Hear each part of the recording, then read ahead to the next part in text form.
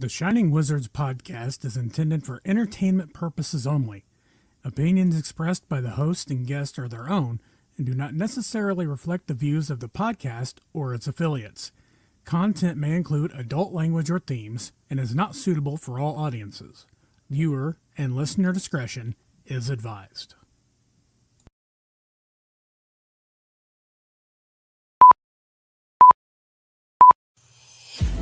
The following is a presentation of the Shining Wizards Network, broadcasting live in high-definition video and available on all podcasting and streaming platforms.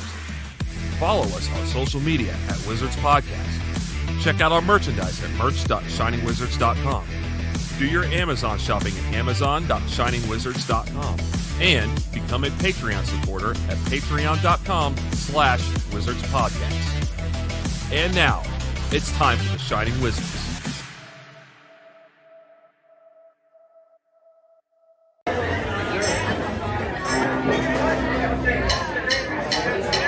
To make it go to rehab, I say no, no, no. Yes, I've been back, but when I come back, no, no, no, no. I ain't got the time, and if my mommy says I'm fine, just trying to make it go to rehab, I won't go, go, go.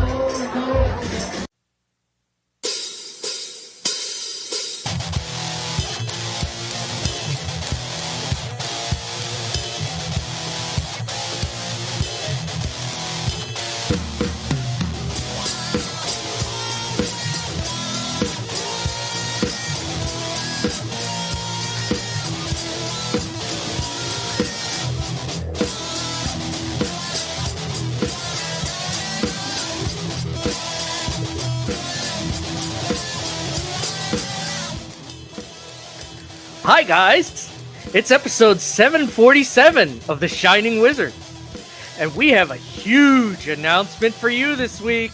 So huge, is it a tournament? It is another signing that you don't give a fuck about? You'll have to tune in to find out, because here we are for some wrestling talk. Hey, talk about wrestling! Brundo. Dr. Dunk. Handsome Kevin. Hi, fellas. Hi, fellas. Hey, Figure Tony. I'd go all Tony Khan on this one. Hey, guys. Hey, everything's going to be great. It's going to be Oh, fuck, I don't have my bell. Oh, I dropped the bell on the floor when I was setting up. Hold up. Wait a minute. Be right back. Yeah, no, we'll be here. Oh, gotta All go. Horny. Over here Back if here you if need you me. need us. Yeah, there it Hey, is. it's going to be great. We're going to make an announcement. It's going to be amazing. For everybody, it's going to be great. We're going to Mexico. It's great. Mexico's great. Saudi Arabia is great. We're going to England. England's great. Australia's great. The GCW's great. The Mecca's great. Everything's fucking great. Let me grind my teeth because my teeth are great.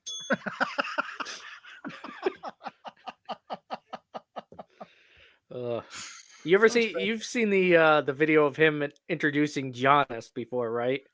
Where he just squeaks. Giannis? Yeah, the basketball player, the Greek freak, and he just goes, "Giannis Antetokounmpo! Oh my god!" I've never seen I watch that like 4 or 5 times a month. Wait, why is he announcing basketball players? I guess they had Giannis in for an earlier, like years ago, for when they were in Minnesota for something, and I he would think- just. but It he- was ridiculous. Doesn't he play for Milwaukee? Why would he show up in? Or maybe it was Milwaukee. I don't know enough basketball. I do know Jersey Cow Jesse. Woof. Woof. Thank you for leaving that so early, Jesse. It comes in handy. That is amazing. Yeah. So, fellas, how was the past 7 days for you guys? I was great, Tony. I was great. You know me. I'm great. I get the texts. Yeah, you get the. I send you the stats, Tony. I send you the stats. You're kind of my inspirato. Thanks. Yeah, that's pretty good. Pretty good. I will say that Sunday, I built my dog like a sensory deprivation kennel. Why? Because my dog can't do storms, can't do fireworks, and there's some assholes that live south of us that love lighting off fireworks. So Went to town, got a bunch of fucking soundproof proofing bullshit and foam and all that. So I got a little kennel set up. And last night, this morning, I woke up at 2:20 this morning, Tony. 2:20. Not on purpose. Not on purpose. I know what you're I thought thinking. you're going for your fucking 35-mile like sojourn around fucking Minnesota. So I did end up with about 10 miles before I went into the office. That was the final tally. But no, fucking there's some strong wind. And because she was worked up from the fireworks and the storms over the weekend, strong wind came in and she thought the world was fucking ending. Jumps into the bed. She's shaking. She's fucking, the whole thing's a mess. So at 2:20, I'm like, what the fuck am I going to do? Hope to get like 5 minutes of sleep at a time or just get the fuck out of bed and get to work? What did I, Tony? You got to work? I got to fucking work, man. God Put in damn. the time. Put in the time, man. Results are there. Put in the time. So let me ask you this. Your neighbors, do they normally blow off fireworks or are they celebrating Juneteenth? Who gives a flying fuck what they're celebrating? God, these assholes, I hope they blow their fucking dicks off. I fucking hate them. You know, all of a sudden, everybody's a fucking amateur pyrotechnician. You like fireworks? Go to a fucking fireworks shows, you fucking clowns. Hate them. Yeah, but you know what? Like, it is bothersome, but it's more bothersome where it's like after 10 or 11 or whatever quiet time is supposed to be. Oh, you know? yeah. I don't say a fucking word until 10 o'clock. Yeah. After 10 o'clock, turn this shit down. It's the same reason I don't mow my lawn at 6 a.m. I wait until 9 o'clock. 9 o'clock. That's the opening. It's just fucking being considerate. Not to mention, people got fucking children that they're trying to get to bed. Other people that got dogs. You got fucking former people, military personnel, PST. Like, there's all types of shit to consider. And it's such a selfish bullshit thing to go, no. I want to light this up and watch it go boom. You fucking dipshit. I had new neighbors that moved across the street, and their first year they were lighting off fireworks at like 11:30 at night, and my fucking deaf ass with no hearing aids, like 35-40% hearing loss, heard it and jumped it out of bed. So you get how fucking loud they were. Did you kill them? What? Or did you kill them? They're still alive and they're nice now. Now they're nice. They're nice now. Did you? Yeah, they learn. Fool me once. If they continue to do it over the years, then yes, murder is in place. But they learn after 1 year. Oh, okay, this is a nice, quiet neighborhood. We're not going to do that. Did you walk over and corrected them? No, I went back to bed. Oh man, all right. I had a Filipino family that was renting the house next to me. I called the cops on every fucking thing they did. Everything. Jeez. Fucking singing karaoke with the fucking windows open at 2:00 in the morning. Yes, hello. I'd like to register a noise complaint. Fucking parking in front of the fire hydrant in front of my house like all night long. Yeah, there's a car that's been blocking the hydrant out here for about 4 hours now. Could you? That'd be awesome. Thank you. Those motherfuckers. I probably kept my fucking town like well funded while these people were living here. No, it's ridiculous because it's no courtesy to anybody else. It's like you said, HK. It's like sing your karaoke, do it till 11 o'clock, shut your windows or shut it down. Yeah. They'd get in the yard. They'd be out in the yard drinking. Like there's no lights on. They're trying to be quiet, but voices carry. Like, I'm like, I don't need a conversation outside my window at 2:00 in the morning. Fuck this. Yep. Like, go inside, fucking, as long as you ain't fucking blasting the radio where, like, the neighbors can hear it down the block, like, fucking knock yourselves out. But do that shit on the down low after 11. Just a little bit of fucking consideration. Just a little bit, goes just a a long little. way. My first year of law school, I went to a party at a friend of mine, his apartment. It was a Thursday night. He told all of his neighbors, he said, look, I'm going to have a bunch of people here. And good thing he did. He had a bunch of people there. But he told them, he said, 10 o'clock, we're shutting it down. 9:59, he shut the radio. He said, folks, we're going to the bar. I want you to be quiet. If you want to help me clean up. But we got to get out of here and respect my neighbors. And that was it, dude. 10:05, everybody was out. Everything was off. The lights were off, and we were gone. Beautiful. Because he was looking out for his neighbors. Right. It's the right thing to do. Yeah, of course. In fact, what was it Saturday night? Molly goes, hey, will you teach me how to start up the lawn tractor at like 4:15 tomorrow morning? I'm like, I was like, no, I'm not going to do that. I will mow the lawn at 9 a.m. and I'll be disgruntled. But yeah, I'm not going to be the asshole that goes, well, now I'm going to mow. In fact, I'm going to mow everybody's lawn in the neighborhood with my riding tractor. I'm going to start at 4 because I'm going to be awake anyways. So fuck you. Like, it's just, I hate it, man. Yeah, I had a neighbor who he got a dog. He didn't have the dog long because the dog barked incessantly all the time. So he thought it'd be good therapy to take the dog outside at 5:30 in the morning and start mowing his lawn. I called the police and I said, yeah, I think my neighbor's mowing his lawn. The cop showed up and all I hear is, hey, what are you doing? You can't do this. The neighborhood we moved from, the noise was part of the reason we left. And one of the times that the neighbors right across the street from us were fucking trash. God, they were rodents. And it was like 3:00 on a Tuesday, and they started lighting off fireworks. So we're like, fuck Celebrate, this. get out of school. Fuck this. So we call, and this is one of the reasons why we fucking left that town. Call in, we're like, hey, it's middle of the week, it's middle of the night, they're doing fireworks. Could somebody do something about this? The officers show up, and I hear one of them assholes go, oh, did somebody call? And the officer goes, yeah, they got you. You guys about wrapped up yet? Okay. And just left. They kept on going. Fuck that town. Yeah, that's fucking ridiculous. When the cops should have just been like, yeah, I get it. You're blowing off some steam. You're having some fun, but you're disturbing the neighbors. You guys got to shut it down. Just tell them shut it down. Yeah, it's easy. It's easy. Just shut it down. That's it. Yeah. And for the most, like in my town, like cops aren't dicks like that. They'll show up. They'll just be like, yeah, we got a complaint. You folks got to shut it down. Sorry. You know, we got an ordinance. Right. You know. It's easy. It's easy. Yeah. I do hope that there's travesty though. That neighborhood south of us that insists on lighting off the fire. I hope there's travesty. I hope somebody blows their fucking dick off. A little JPP action. Yeah. Think of the name. Right in the groin. Right in the groin. Oh, that would be hurt. That would hurt a lot. Ooh. Yeah. Blow a fucking dick off. Hey, let me ask you guys a question. What do you got? Do we have an announcement to make, or do we want to wait until later to make the announcement? Or do we want to announce that we're making an announcement again? I think we should announce that an announcement about our announcement might be announced tonight. Stay tuned. Yeah, we should announce that there's an announcement on the horizon. But what's on the horizon? An announcement. Yes. Fucking A, man. And it's going to be the greatest announcement ever. Well, since we got a great announcement to make, where do you guys want to go from here? Well, we got a little bit that happened this past week. A little bit. A little bit. Where, do you want to go right into it, Tony? Because I know you watched some of it. Oh, you really want to get me fucking cranked up already, dude? I want to crank you up for this. Okay, well we can't because we don't know when he's going to show up, and honestly, like, good point. When Matt's not here, I like ending the show at a decent time. So like, the more we can do without him, the better off we are. Like, if you got New Japan to talk about, now's the time to do it.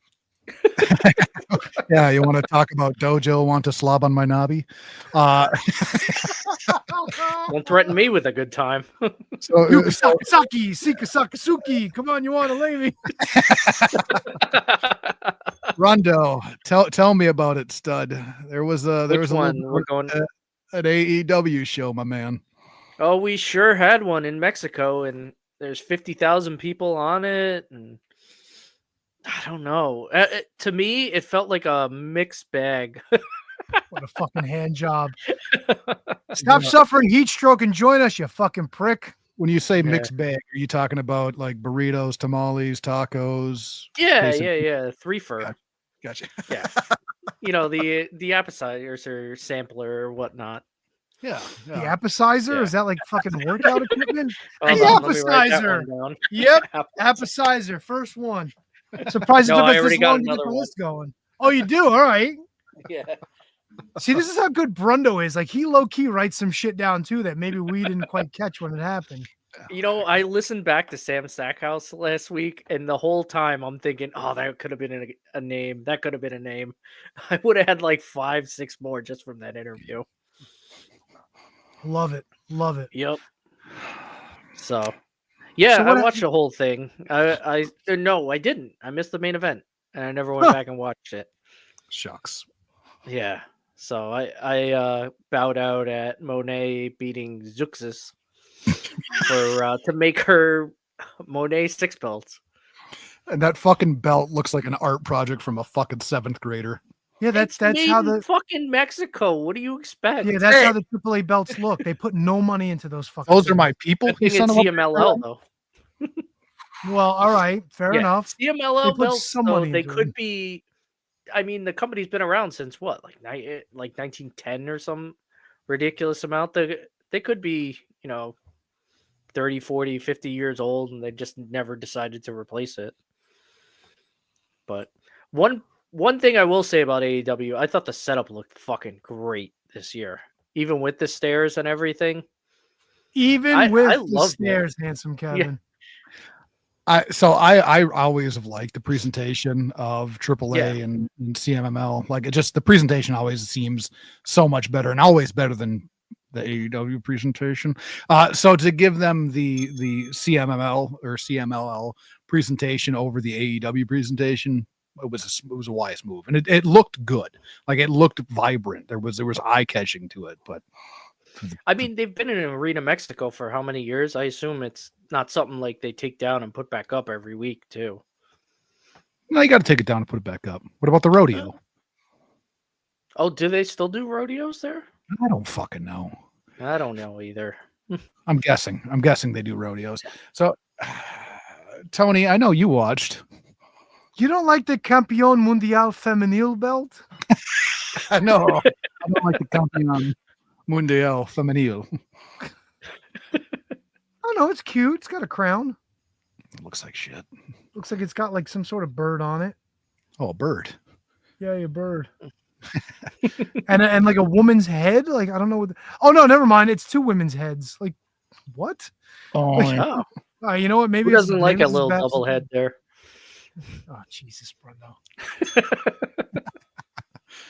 Tony, you watched, man. I know. I forgot what I. Oh, you know what I fucking really hated? Mystico and fucking MJF. Listen. I'm done with MJF.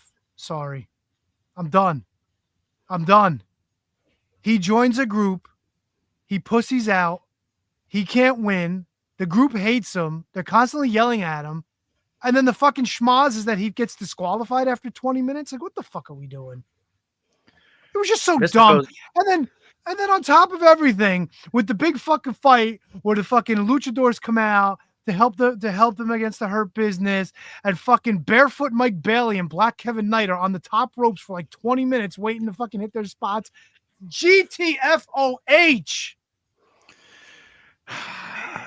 Sorry, I don't care. MJF being shoehorned into every fucking group it's old hat. It's tiresome. It's almost as bad as Jericho with his fucking groups. Yeah. When are we going to grow up and get past this shit? Seriously. I don't think he's done with groups either. It's fucking I think this is leading ridiculous. to another group eventually too. It's so bad. I realized watching AEW because I watched fucking Collision as well, and that was painfully aggravating. AEW doesn't offer anything to me. Like, to me, as a wrestling fan, AEW doesn't offer anything that draws me in or that I enjoy. They had another one of those fucking phenomenal all-star tag team matches. Now, Tony, you and we talked about Tekla and Queen Nama not going to work here anymore last week, right? And we enjoyed that match. Yeah. That match was great. Yes. It's a good match. Now, I mean, aside from the fact that Queen Aminata took like 90% of the offense, it was a good match. Yeah, enjoyable match. Now, what do they do to follow it up? They put both of them in a fucking 6-woman all-star. And why are we naming these fucking tag team matches? Enough with it. It's a multi-woman match.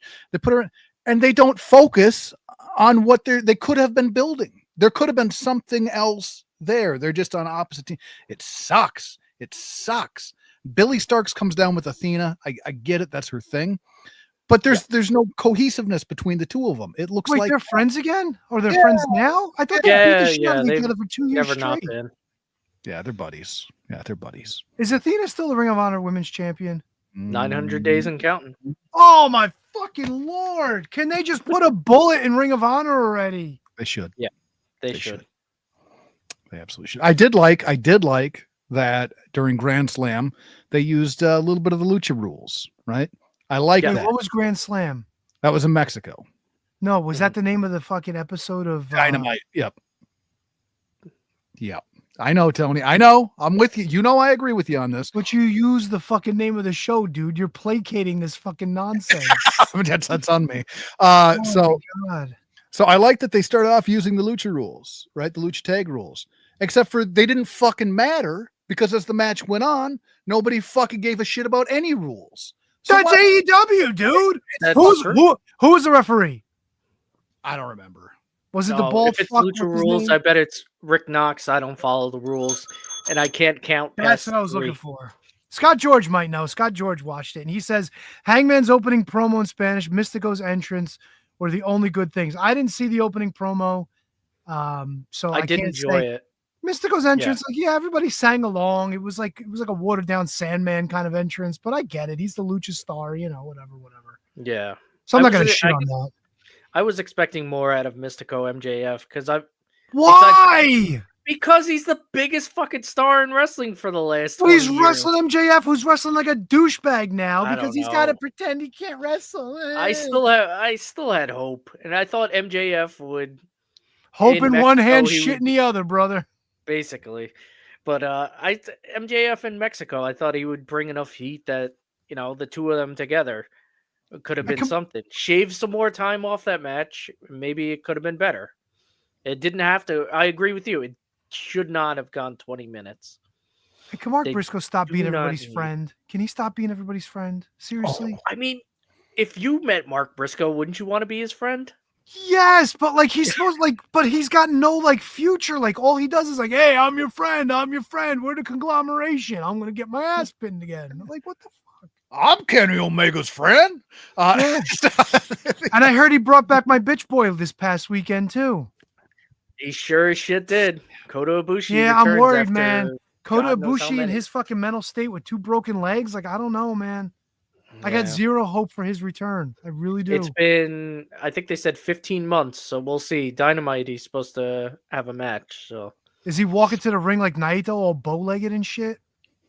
no, he did his slow like I'm gonna murder you walk to the ring. Sucked. So I mean, Yeah, he that's didn't- what when I see he Kota beat up- Ibushi, I think like I'm gonna murder you. Like, But no, he beat up Okada a little bit. He didn't look like he was gonna break anything. So. bitch. I was super 2 aggravated. phony belts for a 3rd phony belt. Who gives a fuck? I was so aggravated when it was Shivani, wasn't it? Their Brundo Fly. It was like Mhm. the conglomeration's got a new member, and we're about to that was find out. Shivani. What the fuck, man? No build, no story. Just hey, guess what? Was it hologram? Hologram, yeah. Yeah, hologram. Holograms in the conglomeration. He's in the conglomeration now. Well, who gives a fuck? Well, he's There's got no more more, wins no. than fucking Mark Briscoe. It's so fucking dumb. And then Hey, Tony. What did he do with his 4 million pesos? Didn't he win that match? What another mask. That ain't bad. Yeah. And then fucking, I don't know who's dressing Tony Schiavone, but somebody needs to step in. Somebody needs to do something about that man. He is wearing a maroon jacket, a blue shirt, a black tie, gray pants, and white sneakers. Is he heavy again? Motherfucker, I don't give a shit if he is King Kong Bundy. No, the Dress reason I himself. ask is because he just never changes his wardrobe. He was like, when he's 200 pounds, he wears the shit that he used to wear when he was 400 pounds. It's fucking ridiculous in that sense. Except got- for when he. Oh, go ahead. Sorry. No, go ahead. I was gonna say, except for when he shows up to TNA in a Kiss T-shirt. That was fucking terrible. That promo he had with Russo that time. Yeah, holy that was so fucking shit. bad. What Well, no, t-shirt it was with should I wear? Tenay, and then Russo came out and said, "You got a place in the sex locker room." And I guess he tied him up because we didn't see him again for another 20 years. Bro. Kills. Yeah. Yeah, so I mean, AEW, like, is there a pay-per-view this weekend? Like, No, July 12th. good. That's far enough away. Oh, Yeah. that was funny too. And There I is know a pay-per-view this weekend, but not AEW. I was I'm picking at him here now, but he was like, and coming up on July 15th, and he the 12th, right? The 12th. Come on now. Oh, You get the gotta name know right. this shit. You gotta know this shit. He don't give a fuck, dude. He's there for a paycheck. That's all he cares about. He gets to hang out with the fucking boys. He gets to joke. He gets to fucking tell stories. He gets to fucking break kayfabe every match. Going, this is incredible. I love this. This is awesome. And these guys know each other. They're so great. Blah, blah. Yeah. Collision Fucking at this hand point job. should be Nigel and Ian Riccaboni. Just keep it at that. Those two guys. I'd rather are there be no fucking commentary. great. I want the Nigel's still good. I want the awfulness just to fucking be there. Just let it be there. No context, no spoiling, no fucking setting things up, no sock face, nothing. Well, Tony, you have seen those videos where there's like car wrecks and they put a commentary overlay over them. And those are always pretty funny. No, if you're gonna do an overlay with like the fucking who's the fucking Aussie man? The guy that fucking does the commentary over the animal attacks in the wild and over the fucking car crashes. and shit? Steve Irwin? No, No. he's like Aussie Man or some shit like that. Aussie Man reviews. He used to fucking just do commentary over shit. That's good stuff. That's a YouTube rabbit hole you guys need to go down. Never traveled that one. It's fucking amazing. I do a lot of YouTube traveling. It's fun. See, and Tony, I'm in a little bit of a catch-22 with AEW because Let me guess. You do a wrestling podcast. You want to watch wrestling. I hear that from another fucking wizard all the time. I need to watch it so I can at least explain my anger at it. You know, But what I mean? don't you like? I felt like I was wasting everybody's time while trying to watch it on Wednesday. I was getting so mad at myself. Yeah, I enjoyed your texts while you were watching it. That was fun. Yeah, that was Jersey fun. Cow Jesse, you got it. Aussie Man reviews is great. There you go. I trust Jersey Cow Jesse. Fuck, who doesn't? That's what I'm saying. Damn right. So can I just walk away? I don't know that I can just walk away because then you're gonna hear. You know, you're gonna hear. You didn't even fucking watch it. That's what you're gonna hear. You fucking watch it. You know what? I don't give a fuck. You know what I'm watching? All-Star Wrestling from 1978. You know what's amazing? Peter Maivia, and they didn't even have this episode on the cock. They like 1 week, Peter Maivia and Bob Backlund, your world champion, are teaming up together. And then like they had an episode where Gorilla Monsoon joins Vince on commentary talking about what a despicable thing Peter Maivia did to Bob Backlund and Arnold Skolin. I had to go on YouTube to find the missing episode. Peter Maivia said, fuck you. He started beating up Arnold Skolin. He beat up on fucking Bobby Bax. It was some heavy duty shit for TV. I was surprised they didn't have it on there. That's what I'm watching. Good wrestling from the 70s. And I watched this morning. I watched the Rise and Fall of WCW. It's been a couple years since I've checked that out. And then I watched the Ruthless Aggression, that whole documentary series. And I also watched fucking what was it? The FCW documentary. Enjoyed them all. Enjoyed every one of them. Good shit. I watch AEW. I want to punch myself in the fucking dick. So don't watch it. I can't not watch. That's what I'm saying. If I don't watch it, I'm going to come here and be like, this fucking sucks. And then I have no frame of reference to what I'm speaking about. It's going to be a situation. No, answer will be what you're talking about is why I didn't watch it because I wouldn't enjoy that. On to the next. I might not be. That's what, that's why I stopped watching Raw for years. In 2019 and 20 and 21, I couldn't fucking stand all the boring backstage segments and everything. And then I thought to myself, why am I watching this? All it's doing is making me pissed off. I've got better things I could do on a Monday night. I've seen every episode of Raw. I can't stop it. I can't. Yeah, can't do it. I went through the bad years, man. I went through all of them. But here's the thing. Even with those bad years, there's usually something I could point to and go, I enjoy that about this. You know what I mean? There's usually at least something, a segment, a talent, something I could point to and go, well, they still have that, and that makes me interested and intrigued in the overall show. With AEW, MJF has now lost me, and MJF was always the guy that I could point to and go, that's why I watch it. I like what he does. I enjoy him as a talent. He's lost me now. Yep. What's fucking left? Yep. Mark Briscoe. See, one thing, Mark Briscoe, I remember Scott Hall said this once. Like Mark Briscoe has that thing where Scott Hall said he became one of the baby faces that every night they could leave him laying, kick the shit out of him, he loses, but the fans are still chanting his name and they love him. I feel like Mark Briscoe has that. Like, he might lose, but the fans are gonna fucking love him no matter what forever. Not in the same. And that makes you, you're never gonna go away. Not. In the I'm not same saying way. it's not the same, but it's similar Hey, but different. I still remember when they didn't want to put Mark Briscoe on TV because Jay said something bad 10 years ago. Remember that? Yeah, Remember that? I certainly do. Yeah. Glad they fixed that. No, those Yeah, but AEW it makes you wonder. Like, they did this because they felt bad for Mark. Like, you know what I'm saying? selective memory by that contingent. What the fuck? What the Are you fuck? reading what Jersey Cow Jesse I'm wrote? trying to figure out what he's talking about here. It might He's seem saying, like yeah, no, he's saying like there's no incentive for them to change anything. If you want them to change it, you got to hit them with the wallet. But the problem is, Jesse, there's too many people out there who just fucking will just keep on keeping on. And on top of that, Tony Khan's got the fucking unlimited money bags at this point. bump the he money sure from does. daddy. Yeah. So if he's playing with his fucking action figures and he's got a bankroll to fucking last up to the fucking wazoo, there ain't gonna be no changing it. Everybody's just fucking fat and happy down there in fucking AEW. What if you could take something and change it, and the answer can't be shut the doors about AEW to, you know what I mean, like to make it worthwhile. Like in my mind, like I just watched the WCW documentary, and I go Bill Watts on the bullshit. No over the top, take over the mat. You know what I mean? Like reset the whole fucking thing and teach them how to work, not fly and flip and everybody does a diving man and no rules and all that kind of stuff. Like you actually enforced fucking shit to make the product change. I don't know outside of that what you do to make me intrigued in what's going on. First move I would make, half the roster gone. Yes. Oh yeah. Half the roster. Yep. And I would separate them into piles. And just because you're a name currently doesn't mean you will be remaining on my show. Yeah. You know? Yeah, because that's you gotta have more than just fucking flips and dives. You have to. yeah, And you can't work, you're gone.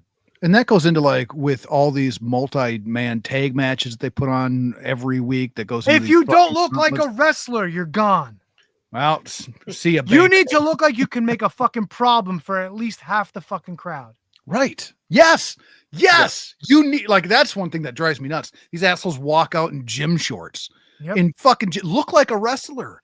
Yeah. Separate yourself from Who wrestles in gym shorts? No, there not these wrestles, days? but comes out in gym shorts. I guarantee you, Kenny okay, Omega okay. comes out in shorts half the time. right.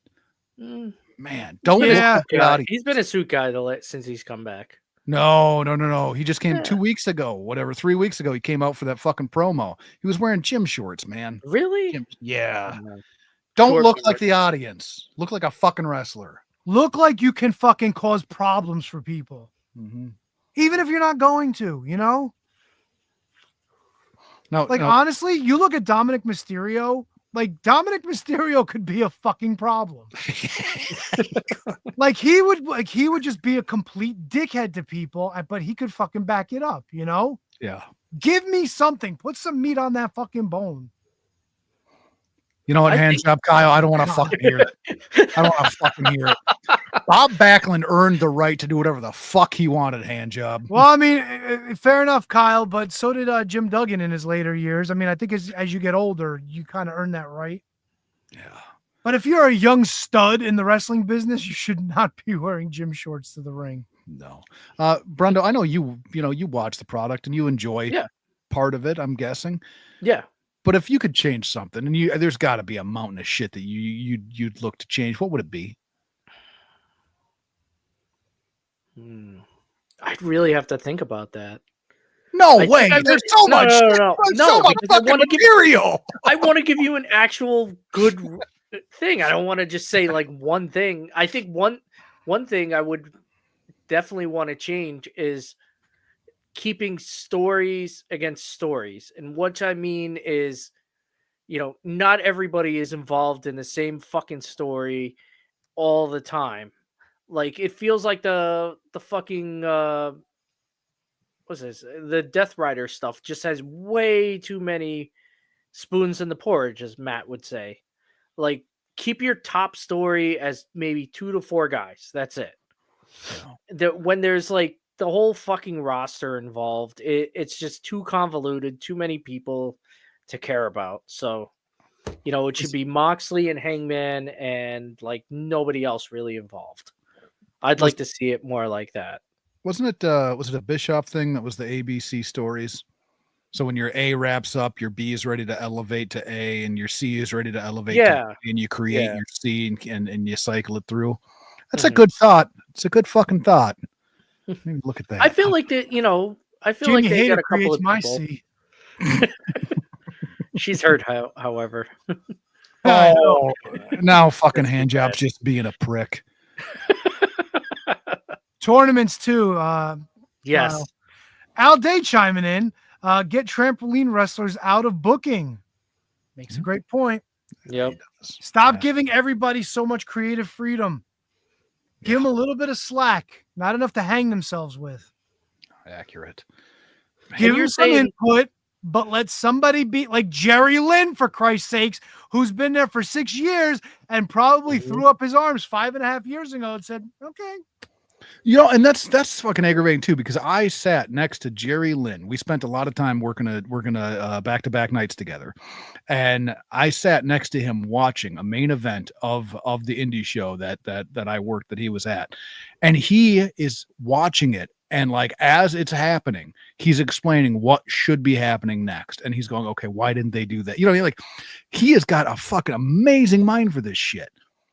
Just all you have to do is listen to the guy. But everybody in AEW is a fucking star. They all know what the fuck they're doing. They don't want to take advice from anyone. Yeah, I know. It's fucking shit. It's shit. I know. That's all I got on AEW. You guys want to move on? Hey, is Jack Perry still wrestling? He hasn't been around in a long time. I don't know what happened to him. He did the scapegoat gimmick for a while. Yeah, he probably drove his ice cream truck off the fucking cliff. Hopefully. His bang bus? Was the last fucking day. Yeah, the black bang bus. Writing that one down. Whoa!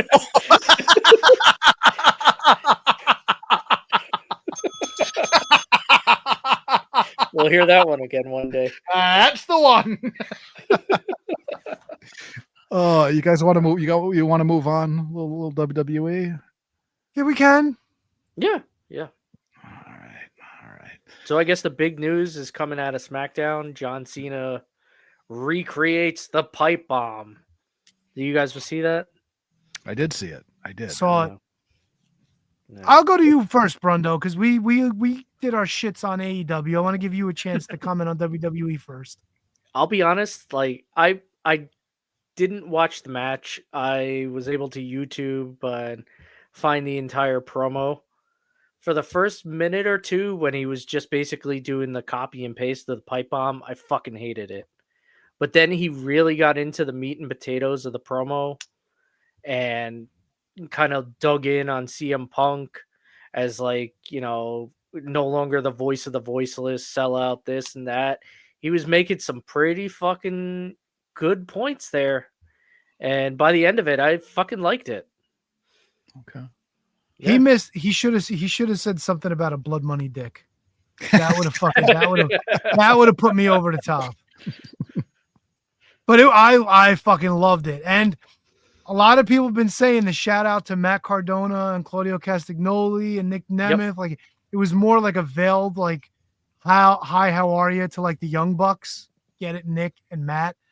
But those were also 3 guys that the fucking the IWC said that Cena fucking held back when he was on top 15, 20 years ago. Yeah. It was so much fucking inside baseball in this promo. I really fucking loved it. And then when he ended it, he goes, USA, I don't need 2.5 more minutes. Cena is having way too much fucking fun doing this. And like, aside from like some of the shitty stuff that's been going on in his matches, like you can tell he's having a blast and you feel it. And I fucking really enjoyed the shit out of this. So this, I think, is the best thing that he's done since the heel turn. Yep. Yes. And I don't think it's close. Not even close. Now, I didn't watch the match either. I did see the promo, and the promo got me. Like the promo definitely got me. Now I'm a big CM Punk guy. Always have been, always will be. But this this promo, I think you kind of hit the nail on the head there, Bruno. We're kind of built to a spot where you're like, okay, now he's digging in. And when he dug in, he fucking found gold. Absolute gold. Oh, here he comes. He's alive. Oh yeah. He sure is. Oh wait, we don't want that one. We want this one. What's up, Double T? Hello, gentlemen. How are you? You look like you sweated off 25 pounds today, dude. It was a filthy, filthy day. Yeah, we didn't even talk about it. We're in the middle of a fucking gigantic heat wave up here in the Northeast. Yeah, so much for that. I understand. I understand we have an announcement. Well, we made an announcement about an announcement with a forthcoming announcement to be announced. But if you want to make another announcement about the announcement to announce, okay. Hold on, I gotta open it. Is it a boy or a girl? He's got an announcement. Yeah, he's got an announcement. What's he? Oh, look at this. He's even got a fucking envelope, like an opener and shit, a letter opener. Oh, fuck. What is this? Oh, what's this? Okay. Is it black? What does he got? Yeah, it's the Black Bang Bus. Is he brown? Is he clean? Oh, no. Oh!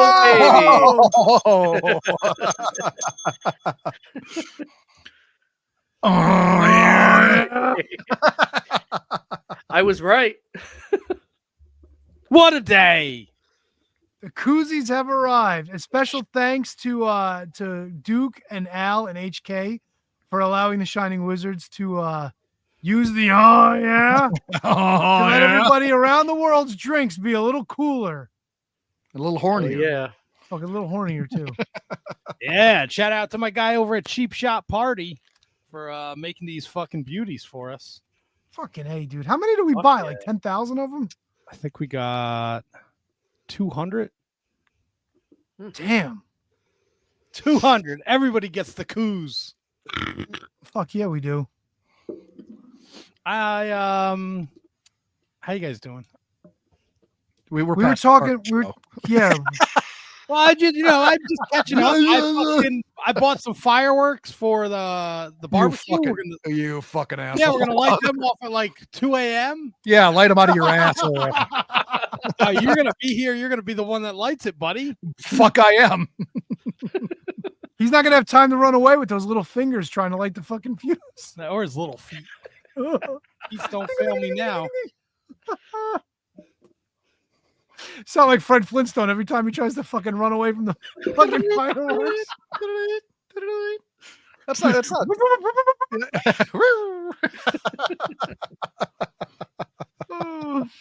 Holy shit.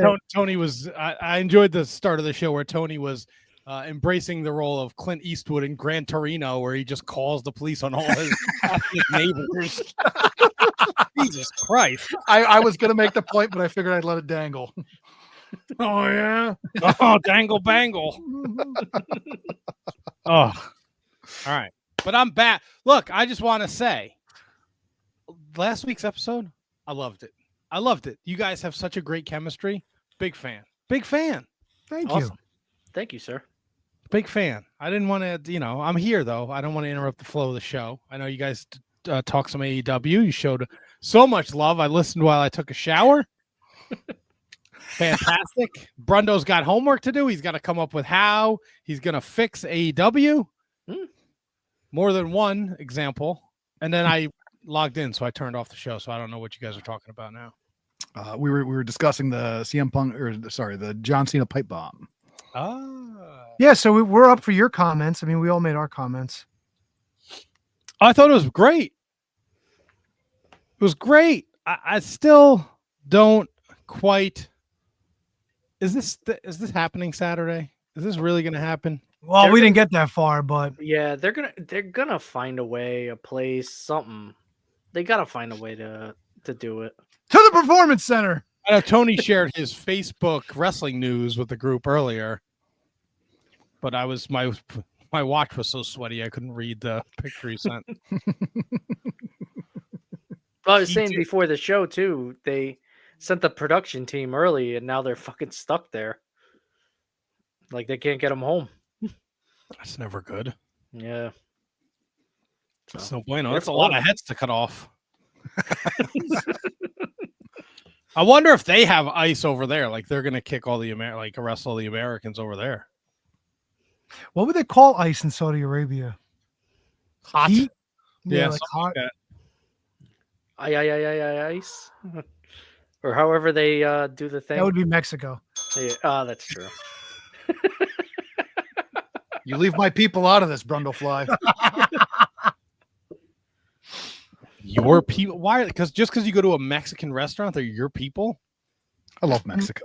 He does go to Mexico. I'll give him that. He Yeah, but he drinks goes a to mojito Mexico, with his best stays gal with- on a Saturday night, and he's fucking Yeah. Mexican. He goes to Mexico and he stays at a fucking resort. Like when you're fucking hanging out with M12, then come talk to me. Okay? I stayed on Fifth Avenue. I don't know what that fucking means. That could mean fucking Central Well, Park. maybe you should culture yourself, you ignorant prick. That's for myself. I'm not going to some fucking dirty third world country. What's It's wrong not with you? dirty or third world. It's first class. You Why is went everybody to, leaving? You went to the fucking like ritzy fucking part of Mexico, the touristy part. Go where there's a fucking mud hut and see how they're doing down there. Or just fucking cross the border into Tijuana and let me Jump know on how a you make go out. for a fucking train ride on top of a train with all the people trying to get to America. That's But no, you India. Yeah, that's India, bro. Oh, they do it in Mexico too. It'd be a long ass train ride. Yeah, no, they do it in Mexico. A bunch of the people that maybe work with me did that. They've got a real underground railroad from Mexico. Wait, Lean and Larry? He came over on a train. I can't. I will not say or. Well, you just fucking wow. I'm not gonna put his business out there. Allegedly. That's right. God damn it! Is the fucking air on up here? I'm sweating like a motherfucker. Oh yeah. I don't even The have fan air. on, dude. It's behind you. No, because the thing is broke, so then I have to put the light on. Watch. Oh boy. Right, because I wouldn't believe you. No, You now can I- pull the switch to turn the No, light the off on the. switch is broke. Jerk off! I just said that. Get Get your your wife wife to fix it. Fix it. Yeah. Write that down. There's a brand new fan on the floor here, still in the box. Get your wife to install it. Are you not But around my to hold wife the is tools? Working. My wife is working. Bro, you could put in a fucking ceiling fan. You're out of your fucking balls. Dude, to I think can fucking put a- installed them in my house. They're not hard at all, especially since you Tony. have one there. It's already You wired. You just know take that one me. down and put the new one up. You've known me the longest out of anyone. But you don't even have to really- be an electrician to figure that shit out. You really give me more credit than I deserve. I'm with you on this one, Double T. I wouldn't fucking touch it either. No, I'm not getting fucking electrocuted. You turn the power off, you fucking hand job. And where do you do that? at the The breaker. fuse panel. Yeah. All right. You knew something. Okay. Is it labeled office fan? No, if you're old school, like my house is really old. Sometimes I have to flick all the fucking switches to figure out which one shuts off what. It's weird. Like the refrigerator's wired to the bathroom, wired to one of the bedrooms. Like they just fucking daisy chained everything in the 50s. It's fucking Oh, nuts. here we go. Problem solved. Hold on. What's it? Come on. Where is it? There it Which is. one? Ah, Tropical says if I get to come to the cookout, we can put it up. HK can. I will hold the flashlight for you. He should Who's just gonna put hold you you on his up? shoulders. Yeah, like Freak Almighty. Pretty sure he won't even need to worry about a ladder or holding up Handsome Kevin. No, Tropical's a big man. But I've seen a pipe bomb was fun. I mean, CM Punk laying there playing with his fingers the whole time was really like distracted me. I don't know why. He was checking for numbness in his fingers because he was hurt. Cena put him through a goddamn table. Yeah, but that's not the first time anyone's been put through a fucking table. He laid there for 7 minutes. The greatest of all time put him through a table. You cannot fucking complain about AEW and then go, oh yeah, John Cena put CM Punk through a table and he laid there for 7 minutes Because he's selling. They don't do that in AEW. Saturday Night of Champions, when one of them gets put through the table with the other's finisher, and then they both crawl in the ring in under a minute, you're gonna be like, oh, that was fucking amazing. Well, Night of Champions ain't fucking happening. So He also care hit him about with a that. belt, dude. Relax. Oh god, a belt. Nice. Yeah, twice. I'm here, Yeah. Brundo. I got your back now. I know Brundo was looking for you to talk AEW. Yeah, but Brundle liked the pipe bomb, so eat a shit. I did I like like the the pipe bomb too. I will Oh, say too, good. I saw on Twitter just before Matt Cardona's already selling "Hi Matt Cardona" shirts. That didn't take long. He's brilliant. Yeah, he is. Brilliant. Absolutely Who else is. is? Hi, Nick Nemeth. Hi, Matt. Who? Oh, Claudio. What's the Claudio? Well, I guess apparently that he he held held him Claudio down down. too, didn't he? Yeah. Oh, okay. They were all people that John Cena allegedly held down when they were in the E. Right. I know the Nick Nemeth one because Nick Nemeth went on and he was like, he made some comment like, instead of going on somebody's podcast from the mother's basement and crying about it, why don't you do something about it? When he went on the Cole Cabana podcast, Nick Nemeth said that. And, you know, I'm sure we all know the Matt Cardona story. So I didn't know the Claudio thing, though. Probably not as out there. No. No. That was enough for old John Cena to say it. Oh, apparently they have some sort of like relationship. Him and Seth and yeah, Claudio, Seth, and Cena. They're in some sort of chat together. So Cesaro just they call it a coffee group. I don't know why. So Cesaro in Probably response. because they drink fucking coffee. I think it's like their version of bro stuff. Yeah, all right, fine. So then Claudio just posted a fucking picture of like a cappuccino with a little fucking decoration on top in response. What So was there the you go. decoration? It's a fucking coffee with a barista fucking thing on top. I don't know. I'm not a What's the fucking thing? Is it a It's like flower? Is it a yeah, shiny it's like a little logo? flower with like hearts or some shit. Hearts and a flower shit. Yeah, it's a fucking coffee. It's like when you go to any of these fucking places and they do a little design on top. I don't know. go to those. I don't. Yeah. I don't either, but I'm not part of the coffee cup group. What the That's fuck? true. I bet Tropical, I bet they serve those outside of his elitist car wash. Scott George says Claudio and Seth own coffee shops. Well, there you go. There you go. And I bet you John Cena drinks at them. It's very possible. Yeah. Who doesn't like a nice cup of coffee? Do you where do you guys fall on the, you know, when this match got announced like 2 weeks ago and you know everybody went into the Wayback Machine and pulled up the old Punkster's tweet at old Miz, suck a blood-covered dick. You guys didn't talk about that last week. It doesn't matter because John Cena fucking told it like it was. Punk's not that guy anymore. Yep. Punk fucking sold his soul. Are we gonna get a double switch here? Is this where John Cena becomes the good guy? You know, after think he already the is. the reactions from Friday easily could have been a double switch. Oh my God. Did you see any of the videos of him at FanFest this weekend? I saw him supposedly hitting that bag that you hit. Hitting the fucking speed bag or Yeah, the fucking speed bag. tackling Sam Roberts when he was at ringside at that So fucking. what do you do? entranceway 6 thing? baseballs?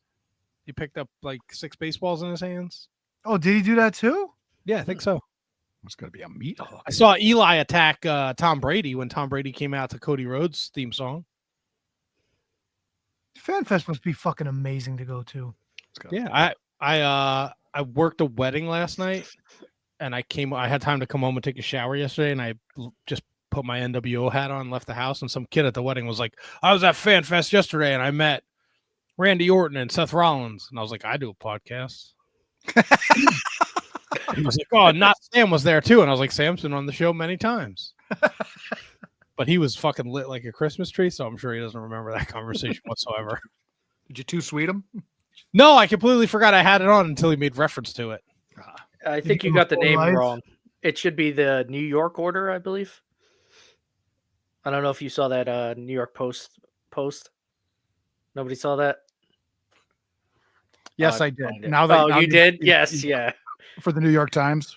Yeah. No, it was the New York Post that Was it the put up post? a picture of Hall, Nash, and Yeah. and like, oh, here's the history of the new what was it? The New York Order, and it's the NWO guys on it. What is that? I don't know. I knew we were missing something last week. Oh, I don't care for that. Diana don't like it. No. I missed her. Yeah. So what do you guys see Seth playing a role? Does he cash in? Is that how we get the title off of John Cena? Does he cash in to fuck Punk and get Cena out of the world title picture? You know what would make me feel better is if he cashed in and fucked Goldberg. Like, I don't want Goldberg to beat Gunther, but if Goldberg beats Gunther, I would love to see Seth fuck Goldberg. There's no shot. Oh yeah. Yeah, there's no Okay. world in this world that is. I know there's not. Goldberg's It's not just what I beating would Gunther. like to see. You know what? Never say never. Why does he have these fucking two thugs hanging around with him if they're not going to be there to help him out? Who, Goldberg or Gunther? Or Seth Rollins? Seth. They're always there to help him out. They But helped him that's win what I Money in mean. the Like Bank. it wouldn't just be like, oh, I snuck one over on Goldberg. Like it could be like these three assholes fucking annihilate him and then just take the title. Come on, a fucking spear, a splash, and then Seth fucking cashes in. Oh! Like, he can't sing. He's a heel. Didn't stop Jericho, fuckface. That's That not a good AEW record. you love so much. Okay, see, stop. I just enjoy it. I don't love it. You love it. You love it. You love AEW. You want to kiss it and marry it. I didn't watch Collision yet, and I probably won't. Huh. You got a fucking weekend free? No, that's the problem. I'm behind the times, brother. I actually saw Double T over the weekend. We were at a wedding together. It was good times. Yeah, you and my wife got along well. Dude, Rhiannon makes my list of like my favorite people of all time. She's so easy to talk to, especially when, you know. But Well, you got fucking one, you fucking queer. well, no, I was feeling good. Listen, it was good whiskey. Fucking A it was. You know what makes it hard to talk to Rhea? Closing the car door. Well, you're a fucking ghoul, that's why. I am with you though, handsome Kevin. Like, fuck Goldberg. Yeah, fuck him. Fucking hate the Yep. guy. He's a fucking prick.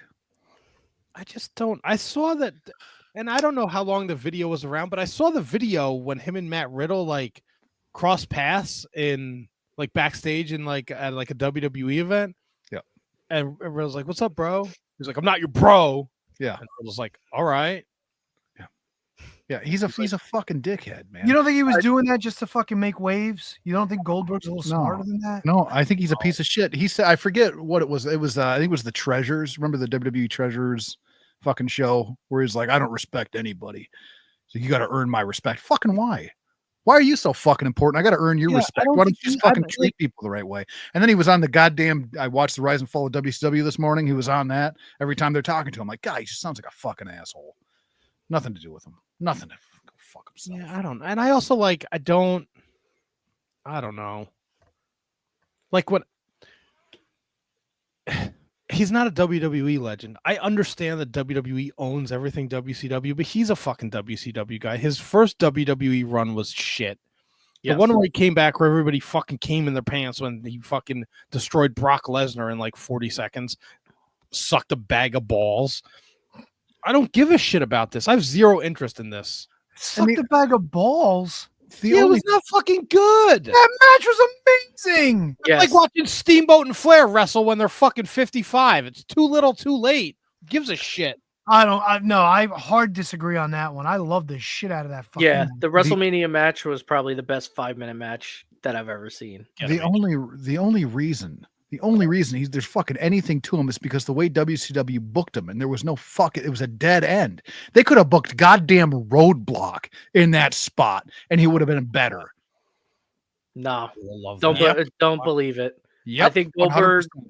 Goldberg was the right guy at the right time and the right person to put into that Who spot. they gave the right fucking entrance to. Yeah. When they built it around, he was manufactured. He doesn't do shit. He's a selfish prick. No, I Still can't. worked. I can't agree with that. Still worked. Roadblock could have done it too. No. 43,000 people last minute in Atlanta to fucking watch him beat Hulk Hogan. Come on. Where's Roadblock's hometown? They could have done it. Saginaw. Never. Oh. Saginaw. Yeah, would have worked. It worked. It worked in WCW, but once he lost to Kevin Nash, like Yeah. the rest was dog. Like I can't tell you anything he did besides He went off script, bro. ending Bret Hart's career and punching through a real We window. told Brett watch the kick. He sure did. I don't know. I mean, it's like when you tell a little kid, keep your eye on the ball, and they fucking put their face right into the fucking oncoming pitch. Yep. And I know Crowbar like tweeted out like, "Oh, like would people be mad at Terry? You can't compare Terry Funk to Goldberg. I'm sorry. Nope. Yeah, Goldberg's a bigger fucking name. You're out of your fucking mind, Tony." I did like, you know what? The best thing to come of that is some guy replied back to Crowbar and be like, "You probably never watched a Terry Funk match." He's like, just with clown emojis. He's like, "I wrestled him twice on pay-per-view, pal." Fuck What a you. fucking hand job. I saw Crowbar this weekend too.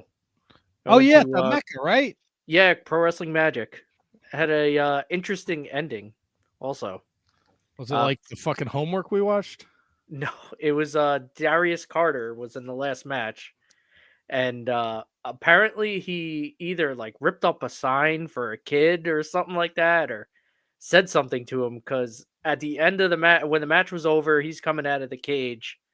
The kid's father, who was some big juiced up fucking guy, was like at the cage, being like behind the ref, starting to scream like, "You don't fucking do that, man! You're a piece of shit!" Screaming at Darius Carter, being like almost held back.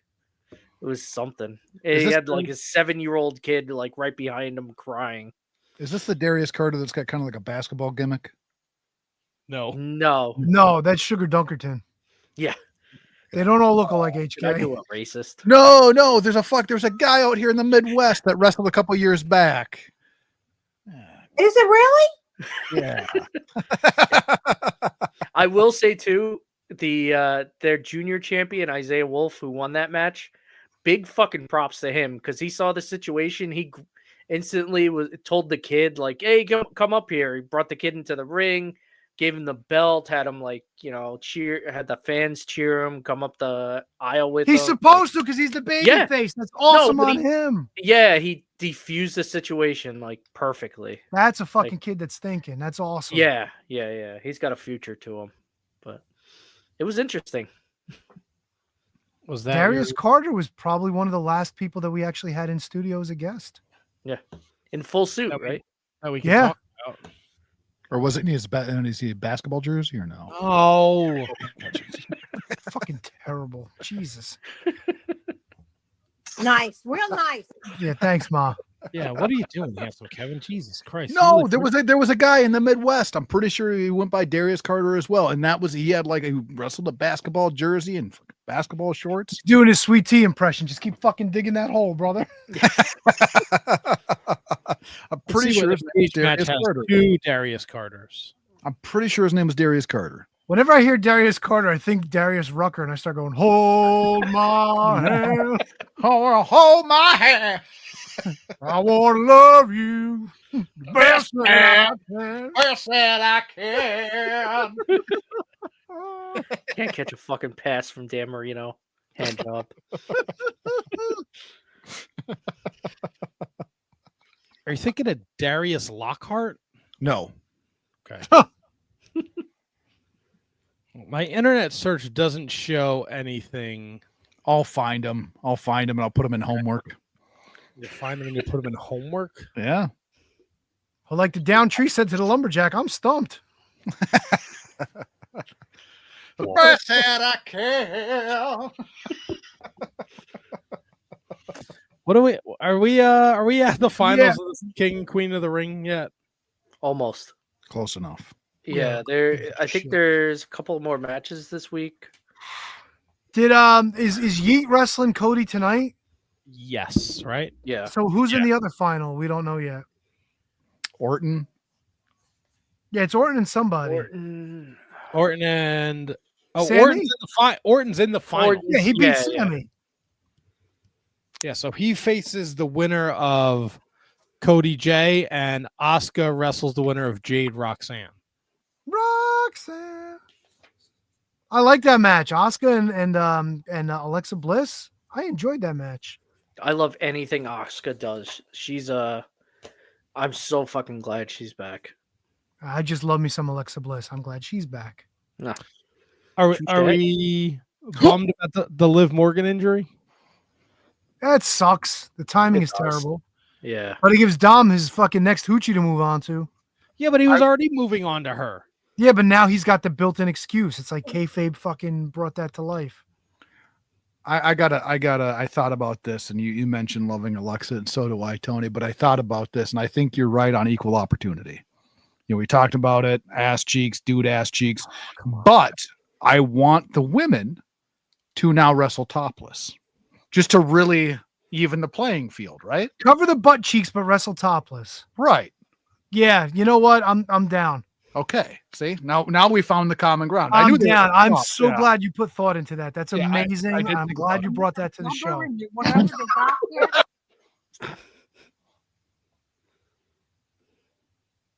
No? Nobody I'm else? waiting for Diana to chime in again. It's coming. I want to watch them with their blubber and their whatever they got.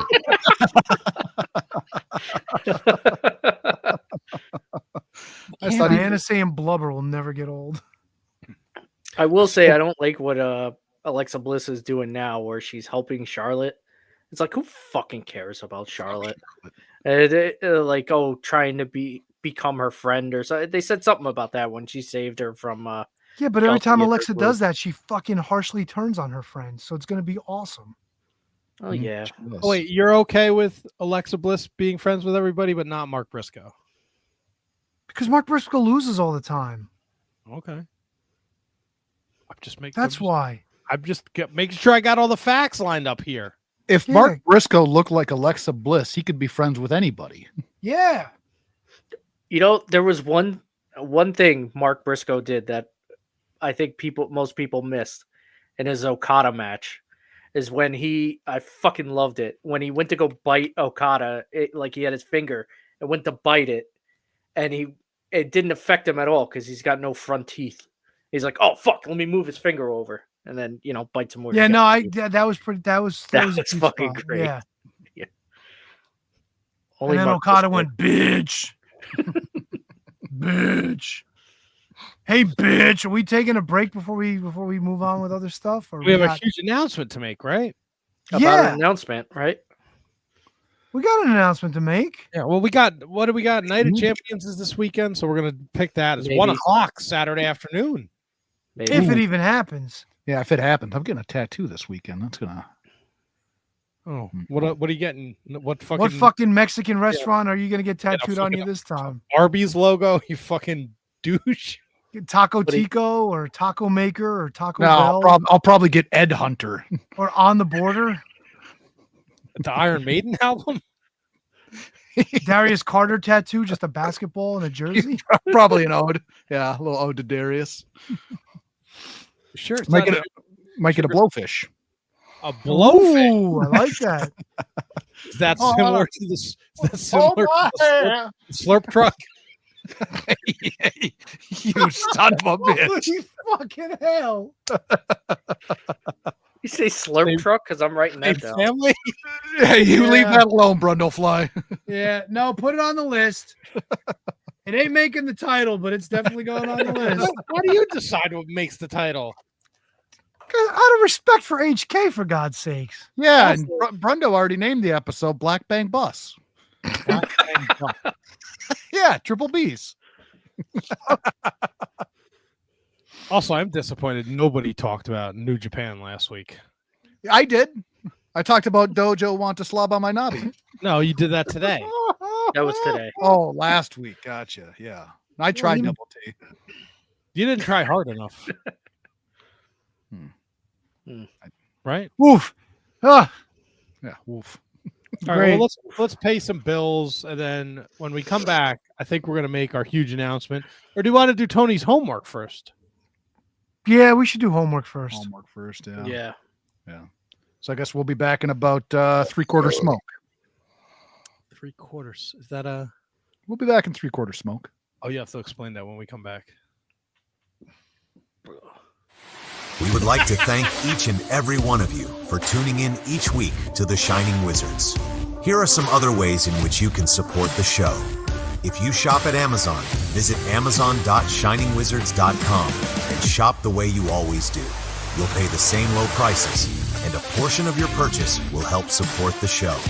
If you'd like to buy a Shining Wizards t-shirt, visit merch.shiningwizards.com to visit our pro wrestling tee store and select from over a dozen great designs. You can also become a Patreon supporter at patreon.shiningwizards.com, where we offer bonus content, producer credits, and so much more. Continue to listen to the show wherever you listen to podcasts and watch along live on social media. And don't forget to like, rate, review, and subscribe. Your continued support helps us to continue to bring you the best in professional wrestling podcasting.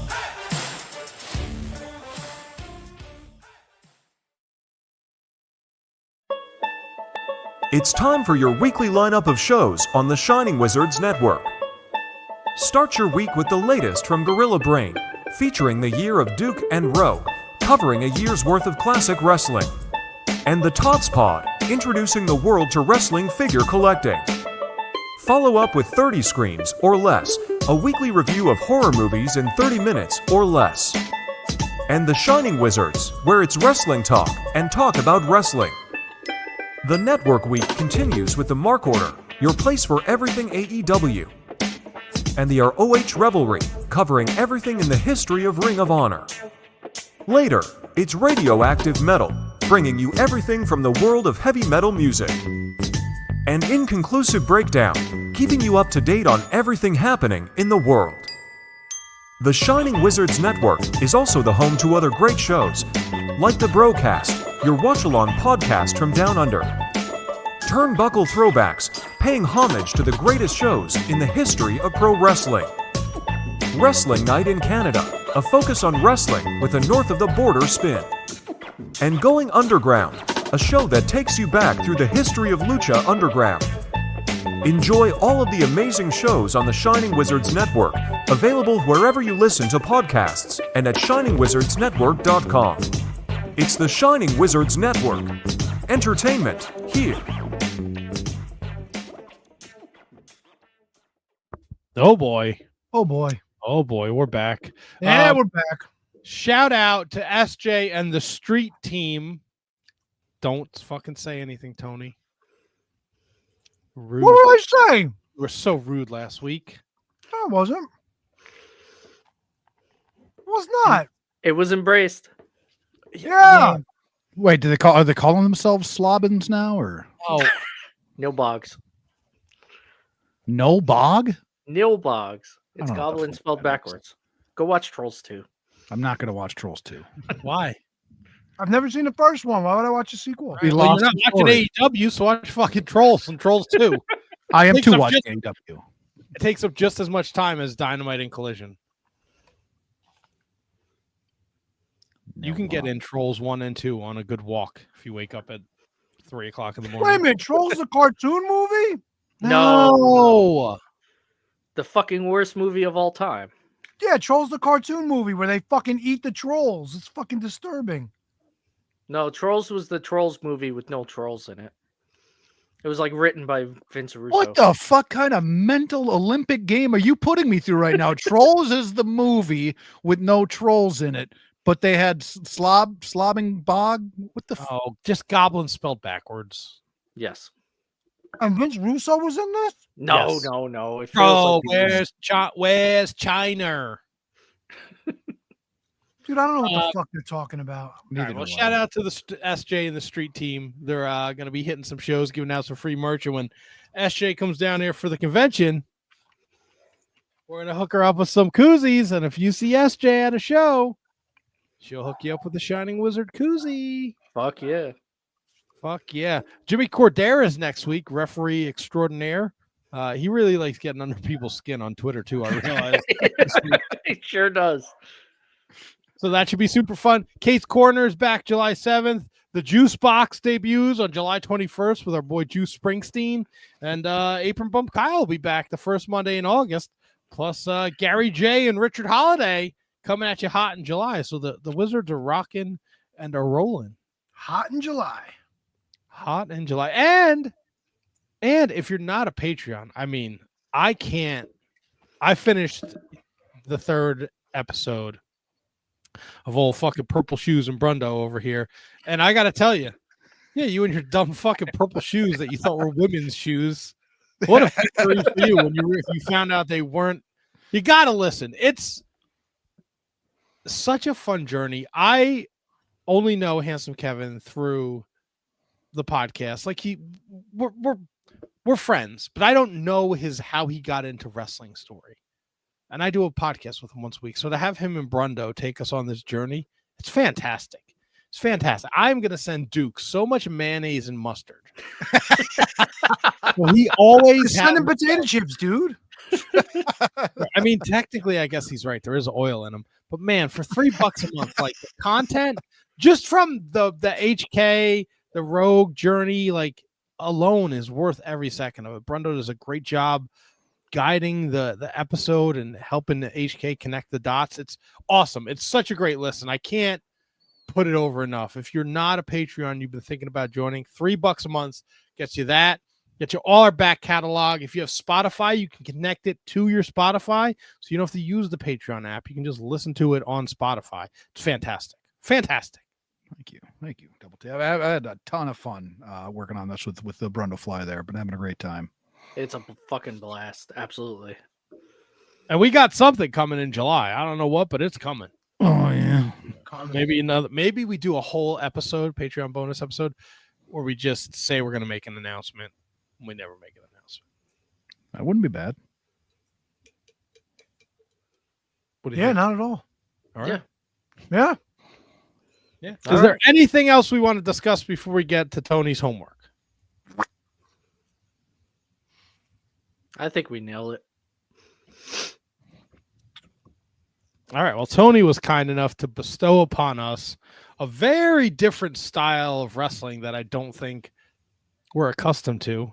Tony, why did you send us to World of Sports, Giant Haystacks, and Fit Finley against Big Daddy and Bill, or whatever the fuck the guy's name was? Drew McDonald. There you go. Bill, I don't know close who enough. fucking Drew. Is he the man, the myth, the place of Beyond Wrestling? Who the fuck is Drew McDonald? I heard he's old. He had a farm. E-I-E-I. Oh! Always been fascinated by Big Daddy. Although most of the stuff that I ever see with him is usually a match against Giant Haystacks. This thing wound up hitting me from the YouTube algorithm, I guess, because I was on a Big Daddy journey at one point. And how can you say no to a fucking young, spry Fit Finley being involved in one of these matches? And I'm like, tag match? Less than 10 minutes? How could you go wrong? And it's a 2 falls match, which is weird the way they announce it. I don't know if you guys caught that. It's like, I thought it was two a best 3. No, but they announce it as 2 falls, 2 countouts, 2 disqualifications, whatever the fuck. It basically is a 2 out of 3. It makes no sense, but whatever. So I figured, let me bring a little something different. And no, it wasn't rounds. It was just World of Sport Wrestling. It was the legend Big Daddy. I'm sure most people out there at least heard the name if you weren't familiar. And I'm sure you knew Giant Haystacks from his fucking days as Loch Ness. I mean, sometimes we try to forget those. And unfortunately, he passed away not too long after that stint in WCW, but I digress. Shirley Crabtree, the Big Daddy himself, no longer with us as well. But Finley's still around. I don't know about fucking Drew McIntyre or whatever this fucking. No, he's Drew has passed on. I looked it up. He passed away in 2015 at the age of 59. Could we get a moment of silence for Drew McDonald? With a here. So yeah, tag team action with the legendary Big Daddy and Giant Haystacks. What'd you guys think?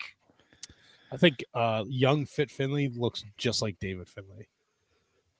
Really? It's fucking wild. If David Finley had a short haircut, like, I think it looks just like Fit Finley.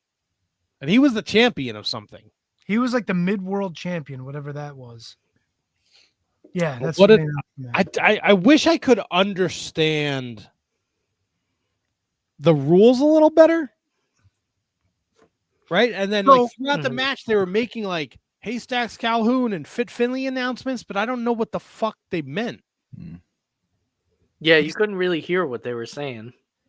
No, I mean, you pick up on things here and there. Like at one point when Big Daddy's giving fucking Fit Finley the old what for, and he shit cans him, but they say it was just momentum that took him over the top.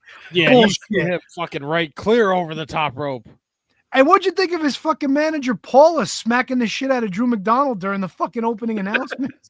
And then he just sticks his chin out and goes, here, hit the other side. That's fucking Well, weird. wouldn't you? But it's just odd. You know what I mean? Like, it was something that was like, okay, that happened.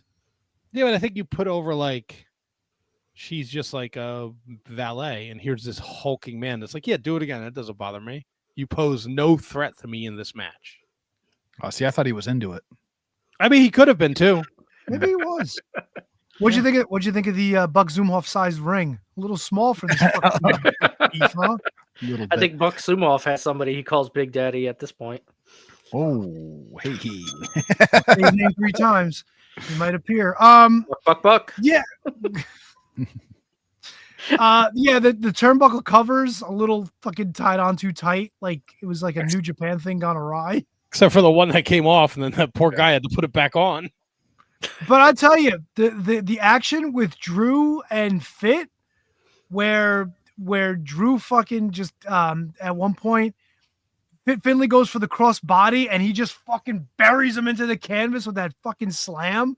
And then a little while later, he's got him down in a headlock, and Fit just kind of like towers up and pops out, and they just look at each other, and Fit, bam, with the big forearm.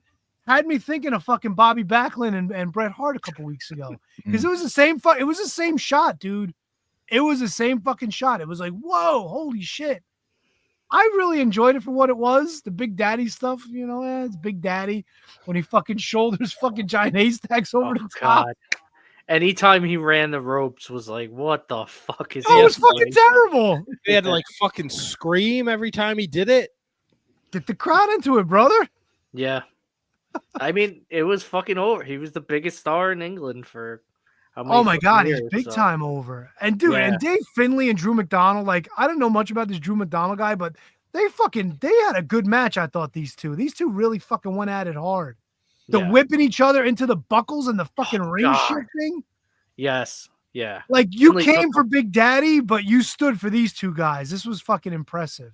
Finley took like a Bret Hart buckle shot at one point. It felt like it was. Why is fucking Giant ridiculous. Haystacks afraid of Big Daddy? Because Big Daddy's a fucking star, dude. Yeah, but Giant, like they're both the same size. I do like how commentary put over like we very rarely have we ever seen them go one-on-one. There was. I'm trying to find it. I know they had one at the Wembley Stadium or Wembley Arena where they drew like the biggest fucking house ever in like England or Europe at one point. Hey, do you remember why the turnbuckle pads fell? Because Big Daddy shot Finley into the corner and Fit like went spread eagle and just rammed his fucking balls into. HK, you've been awfully quiet over there. Well, one thing Tony said, you came for Big Daddy. I did not come for Big Daddy. Oh, yeah. I'm not super familiar with his body of work. I just wonder if there was ever a time he was good. What are you talking about? Not a Big Daddy guy. And you know what? The other thing, we talk about you got to present yourself like a wrestler. Why is this motherfucker wearing a onesie that looks like he's got a loaded diaper in it? Like why is that? Fix your shit. Fix your shit, Big Daddy. I mean, that's a good call, HK. Fix your shit, Big Daddy. All right. Haystacks, go fuck yourself. Not in on Haystacks. Wow. That seems aggressive. Oof. Yeah. These two get in there. You can't run the ropes. You can't do shit. Big Daddy ran the ropes just fine. What do you? He did not with his full diaper. He didn't. Now Finlay, on the other hand, what a fucking stud. There was some things that he did. What'd you say? What? Finlay. He's horny. Yeah, well, I don't know. He says Conan weird too. Conan? O'Brien. Well, that's Conan. That's not Conan. Yeah, it's Finlay. That's his name. Finlay me down. Oh yeah. Oh yeah. I don't want to be with you. Anyways, he did some things in this match that if I were a young talent, I would steal immediately. Just immediately. There's the spot where I think it was Drew that was over him holding his leg, and Fit kind of puts his leg up and then slaps his knee to Yep. get that extra juice on kicking him. Like there's some very small detail things. His ways of getting in and out of holds. This guy is a full-on stud.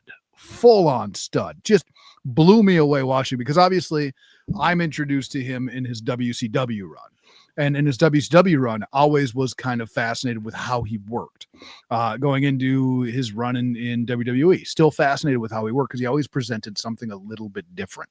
But then to go back to this, what was it, 80? Was it 84? 84, yep. Yeah. To go back to this 84 version and still see things that he did differently that still intrigue me in the way that he works. Like if I was, like I say, if I was a young talent right now, I would be watching as much of him as I could, and I would be stealing as much of his shit as I could, because this guy, he had it, man. He just fucking had it. He loved him this entire match. Those other three chodes, do away with them. Just do away with them. Regal always said like Finlay was the guy he aspired to be when he first got in there. Like Finlay was a guy, like he wrestled in Europe, but he also would tour Japan. He would tour Germany. He would do all like the world tours as well. And Regal always said like, that's what I want to be. I want to be Fit Finlay, where I'm a big guy in Europe, but I'm also able to do all these world tours because, you know, I'm as good as Fit Finlay was. So yeah. And Regal high praise. Regal also had that same kind of style where you watch him and you go, okay, you could take something from that. You could take something from that. There's always something unique in what he did in the ring. Yeah, no, like I said, for this match was all about Finlay to me. All about it. Regal too. He was Big Daddy's partner for about a year or so. So he would do the tag team part. Well, because Daddy was the big main event guy in Europe. I mean, granted, giving the young guys the rub. Yeah, exactly. Regal was the guy that got his ass kicked. Yeah. Well, he would get his ass kicked. He'd tag Big Daddy, and Daddy would come in, give him the big bump, and win, and the fans would be happy. It also helped that Daddy, the promoter, was his brother, I believe, too. Yep. So that does not shock me. Yeah.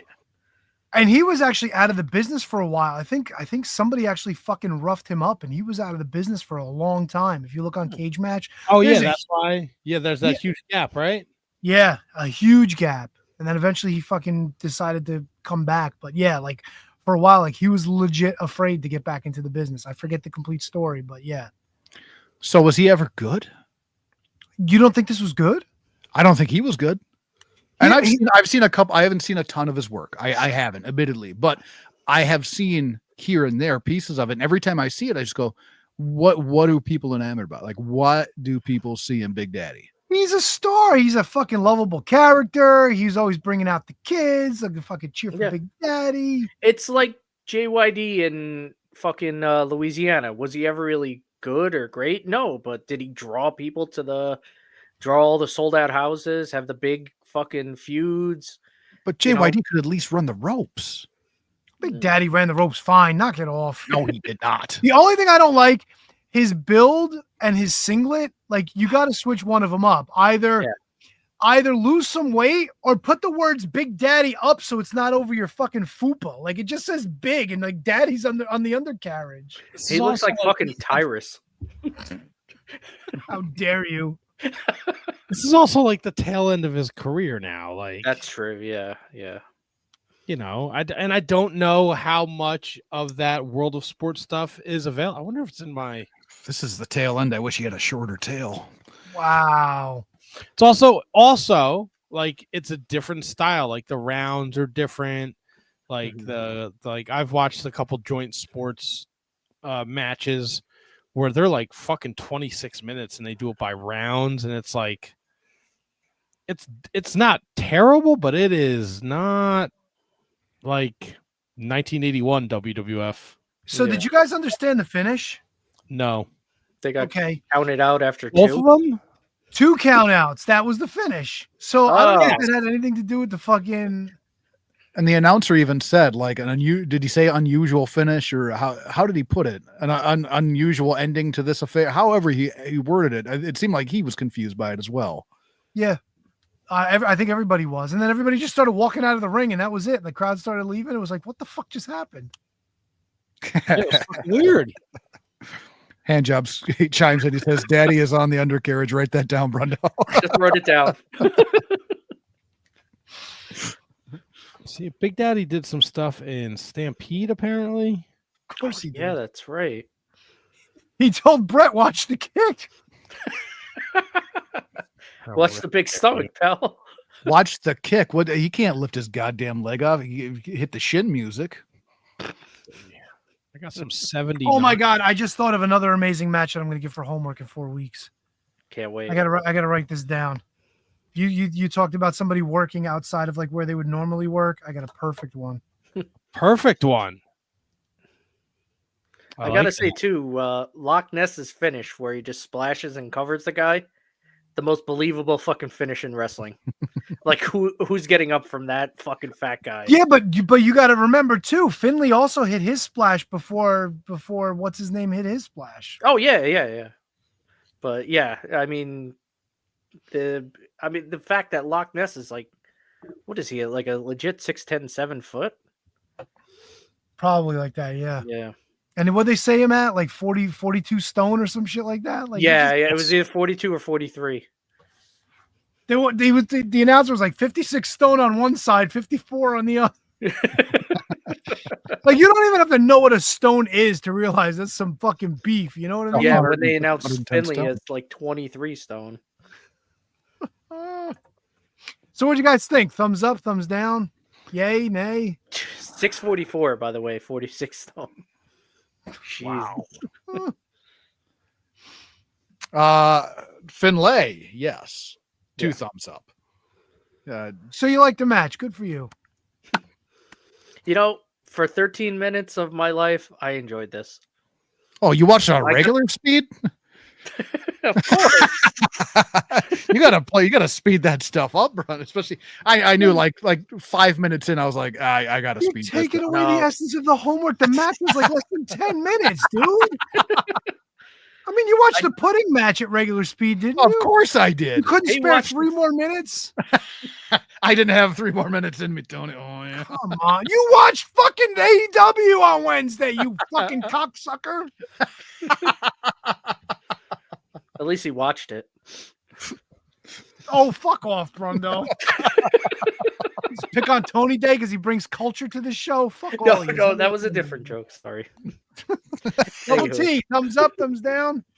I go thumbs in the middle. I didn't hate it. I didn't love it. I enjoyed seeing a young, fit Finley. Thought the action was pretty good for what it was. I still wish I understood the finish. But now you see, if I would have just given you Big Daddy and Giant Haystacks, nobody would have really been into it. But I'm glad I found the Fit Finley match. Made it worth watching. Thumbs All right, up. that's homework. I know I'm trying. I'm having. Oh, there it is. Is that it? Uh-oh. Having a stroke? No, I'm not having a fucking stroke. I just want to Handsome make Kevin, sure. what's the temperatures like out by you today? Today wasn't too bad. Today high was only like 80, but over the weekend the high was like 94. It was a real fucking dick kicker. Oh, so you got the fucking shit before we got the shit. Yeah. It was 80 when I left the house at 5:30 this morning. Yeah, and you know what sucks? Newark always fucking gets like 10 degrees hotter when we get in a heat wave like God. this. I think Newark topped at like 110 with the heat index today. It was disgusting. Delicious. I'm on homework this week, right? Yes. Yes. Oh yeah, that's right. We need a I match. was just making sure. I found the video on my phone, but I couldn't find it on my laptop, so I want to make sure it's something that people can watch by not going to a porn site. Right, but I found it. Oh, you know what, Handsome Kevin? This though might be right in your wheelhouse. I like things in my house. All right, I'm gonna take you back to April 1st, 1994. Terry Funk. Smoky Mountain Wrestling. Oh boy. Okay. All right. Steel cage tag team match. Loser leaves town. Heavenly Bodies. Rock and Roll Express. I've never been more proud to call you my friend, Double T. I will send a link. Moonstem. Wait. Before you get super excited, which Heavenly Bodies are this? Because there were 2 in Smoky Mountain Wrestling. That'll be just fine, Brendo. I think it's the one you'll enjoy, but just make it Yeah, sure. it's the one he's gonna enjoy Oh, okay. with old Jimmy Backlund in it. Yeah, he was known as Jimmy Backlund for a It was while. Jimmy Del Rey.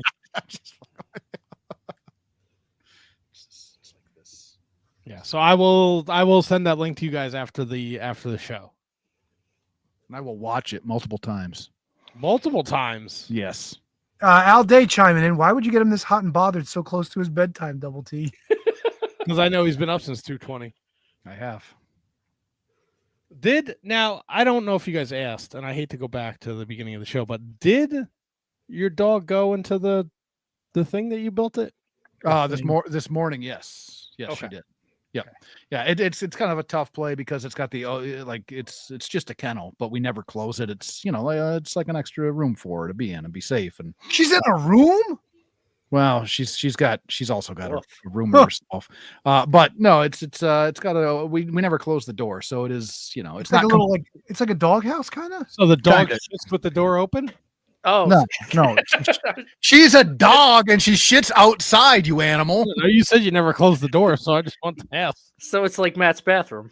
Yeah. Except the dog has enough sense not to shit with the door open. Does it have plants? Tell you what, nothing beats after a hot day in front of that oven all day today. Yeah, dropping off a hot log with the fucking door And then open. using the bidet with all the doors open. Fantastic. I'm just picturing your fucking hairy ass with fucking water spritzing it. Get the fuck out of I here. don't know if I have a You're hairy gonna ass. fucking throw up. Tony, I will tell you this. Here we go. We were helping Charles clean up after the wedding. It had to be like 8:30. There was nobody there. It was like me, Ree, Pat, Melissa, Jamie, Jenny. I go in to take a piss. Some fucking vagrant fucking stumbled in. I was at what point in your life are you blowing up a fucking toilet in a park at like 8:45 on a Saturday night? He was stinking it up. Oh my God. And I was all full of tiger's blood. I came out and I was like, that guy's fucking shitting up a storm in there. Did you leave the door open for him? No.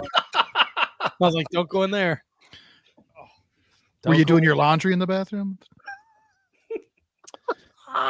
Never done. No, the stall was occupied, HJ.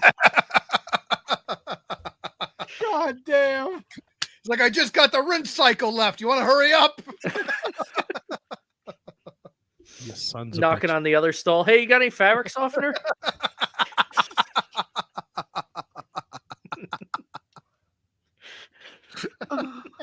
It was a fun fucking wedding, man. It was a blast. It was a good time. I think, I guess, how do we want to proceed with our huge announcement? I mean, I guess we could start with the catchphrase, right?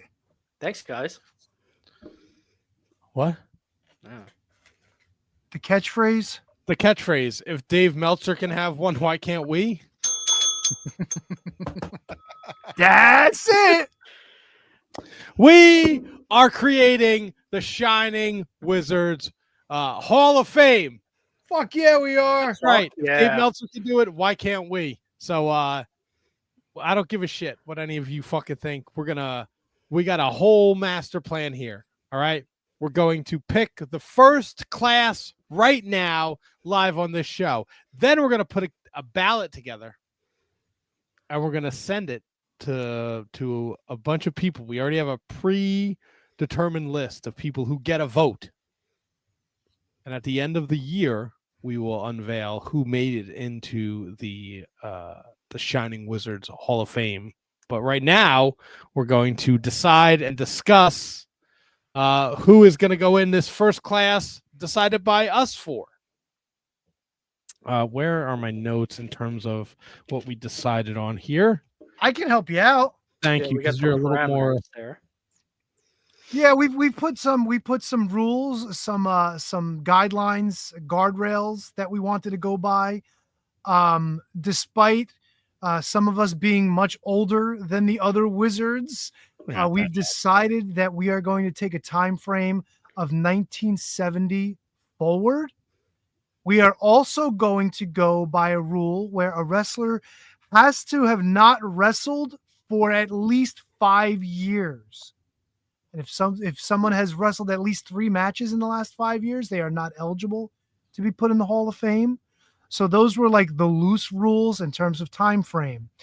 In terms of criteria, this is the stuff that we thought about and we considered in making up our first nominees and deciding who's going to go into this first class. First, we're looking at the impact on the industry, what this particular wrestler, tag team personality has brought to the wrestling industry. Let me see. What they meant to the business. Did they have a huge impact on the business itself? Their drawing power. Were they able to command a crowd? Were they able to bring people in? Did people want to pay to see these people? Their accomplishments in the ring. We know it's kayfabe, but the more you've done, the better your chances of getting into the Shining Wizards Hall of Fame. And longevity. How long did they do this for? Did they sustain? Were they meaningful to the industry for a greater period of time than most? Did they have that career that spanned maybe 2, maybe 3, maybe even 4 decades? These are the kind of things that we put in, and these are the kind of things that we are considering. And nothing's off limits. We're looking around the world for these classes. Am I wrong? No, I'm right. So, And Tony mentioned we're breaking it down into 3 categories. We're doing singles, tag teams, and like managers and personalities. Yeah. And so we each decided that we were going to bring, short lists together. And then from those short lists, we're going to whittle them down and we're going to figure out amongst the 4 of us who is going to be bestowed as part of the first class into the Shining Wizards Hall of Fame. And like Matt said, also, after this first class, we're going to keep a running list of people that, that should be considered for the Hall of Fame. And it's going to be a ballot. And we have a list of people that are going to get these ballots. And at the end of the year, at the end of every year, we're going to allow our people to vote as to the next classes of the Shining Wizards Hall of Fame. Check your That mailbox. pretty much covers everything for now. Like, we don't need to get into details of later on, but for the purposes of what we're doing, I think that pretty much covers it. All right. So how do we want to go about doing this?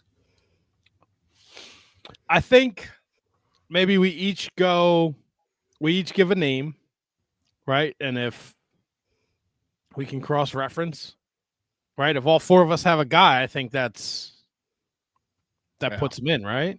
I would think so. I would think so. Yeah. So what we decided on, just so you know at home, like, we each came up with a list of 6 singles wrestlers to put in. We also came up with a list of 3 tag teams and then a list of 3 managers / personalities to put in. So I guess what Matt's saying is, like, we will take those lists and cross-reference them. Do we want to start easy? Do we want to start with like maybe tag teams or managers at first and then do like the singles at the end, like, the big finale? Or We could do that. no, however you guys want to do it. Yeah, I like that. I like that idea, Tony. Well, I mean, whatever we decide to do is going to be highly entertaining because we will hit an impasse where there will be yelling and screaming. And Of course. Why Why else would we be doing this? Scott George, fantastic question. Where is the Shining Wizards Hall of Fame being built? Bids are out. We're waiting to hear back. It's highly contested. Numerous cities around the country. Some international bids have come in. We can't say for sure, but things are in the works. Yeah, Things are definitely in the works. Xanadu. For all you Jersey people. Fucking stupid. You almost So called me the R word. stupid. You almost said the R word. I kind of did say it. I had my Oh. Oh, yeah. No. All right, so I guess we'll start in the manager personality department.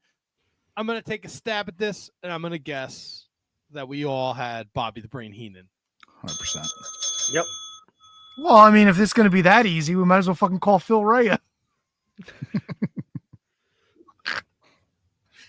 I mean, what's to say? Bobby Heenan, not only a great wrestler, a great mind for the business, amazing manager, always knew where to be and where not to be.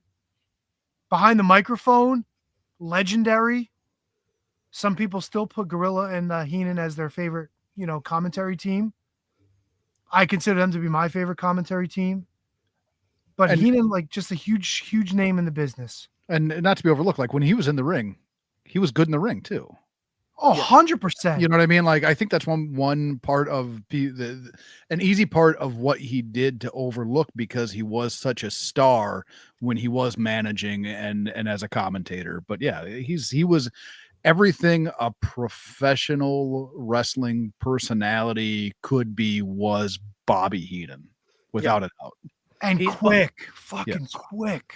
By far and away the best overall wrestling personality. Best manager, probably best commentator.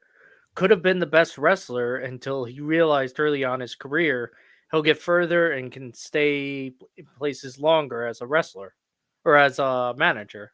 Yeah. And I guarantee, besides maybe Bodwinkle and Stevens, he's probably a better wrestler than everybody else he managed at one point or another. So. Fair All right, points. Bobby Heenan's in. All right. I took the easy route. I went first. So who's That's next? fine. Who wants to go take a stab next? I'll throw one out there. For manager, Jimmy Hart. I've Not got that Jimmy it's Hart out. on my list. He was on my list as well. Really? Yeah. Yeah. He edged out one other guy, but yeah, Jimmy made my list. Good edging. Yeah, good edging. I mean, what's not to say about Jimmy? You don't have Jimmy Hart. I don't have Jimmy Hart. Can I say this? The tiebreaker between Jimmy and the other gentleman I was between was his contributions on the musical side of things as well. Like, big you know what I mean? Like, amazing manager, highly entertaining, but he also contributed in other ways, and that's what kind of broke the tie in my mind. I went, yeah, Jimmy's got to be there. But I mean, like, he took fucking like sick bumps too. Yeah. Like, Yeah. I mean, you go back, Jerry Lawler and Andy Kaufman. Like, he was the catalyst for that. You know, like the Hart Foundation, Hulkamania. Like, the guy's done everything. Like, it's nuts, and he's still kicking, and he's still out, man. Yeah. I got a fist bump from Jimmy Hart 2 months ago. You got fisted by Jimmy 2 months ago? Fuck yeah, I did. Jealous. All right, so we will leave Jimmy Hart off to the side for now, but Jimmy Hart's got 3 of the 4 votes. Yes. I might as well go. I think there's another one that's blatantly obvious. You love him or hate him, you can't knock his contributions to the business. Goddamn, Jim Cornette. Yep. And those were my 3. Brundo, Jimmy Cornette. Jimmy Cornette. Yeah, those were my 3 too, handsome Kevin. I had Heenan Cornette wow. and I had Jimmy Hart. Yeah. I mean, what's there to say about Jim Cornette? Ran his own promotion, fucking manager of tag team champions extraordinaire, managed Yokozuna. Sorry, the voice of Yokozuna, or whatever you wanted to call him, is his advocate. He was an advocate before Paul Heyman. American spokesperson. Yeah. Big part of Ohio Valley Wrestling with at the time. Batista, Cena, Orton, Benjamin. Yep. You know, all Lesnar, all those guys. Even fucking Rico. Yeah, He made sure Rico got on TV. The Bashams. Yeah. And even people that can't stand him, when they see that clip of him explaining what professional wrestling should be, they go, he got me. He's right. You know what I mean? Like, his mind for wrestling is top of the class. I used to buy all the Jim Cornette shooter interviews for like RF or ROH and all that, just because it was so interesting, and like not that I was in the wrestling business or anything, but I felt like I learned stuff from watching it. I was just interested the whole time. Yeah. I mean, the cheeseburger story too is the fucking legendary story. Goddamn, motherfucker. Oh, wait, you all had Heenan, Cornette, and Jimmy Hart? Yeah. Wow. Who is your odd man out, Double T? The manager of the Four Horsemen, James J. Dillon. That's a great pick. Mm-hmm. That is a great pick. I could tell by the reaction of the group, though, that it's going to go in the favor of the mouth of the South. No, we're not limited to just putting in like 3. I mean, we can go 4. Like, that was kind of like what we were thinking, you know, like when we first put this together. But make the case. Manager of the Four Horsemen. He was behind the scenes, did a lot for WCW, not only as a figurehead, but like in the office, a lot in the office for WWE as well. That's right. Yeah. And he wrestled. He did wrestle. He wrestled quite a bit. His debut in Madison Square Garden, his only match in the Garden was against Tito Santana, by the way. Well, he also wrestled in a couple War Games. Sure did. A couple of 5-star did. matches that Kurt Angle doesn't have. I mean, I don't know what HK or Brundo think, but I am not against putting JJ in the first class for the Hall of Fame, but it's up to you guys.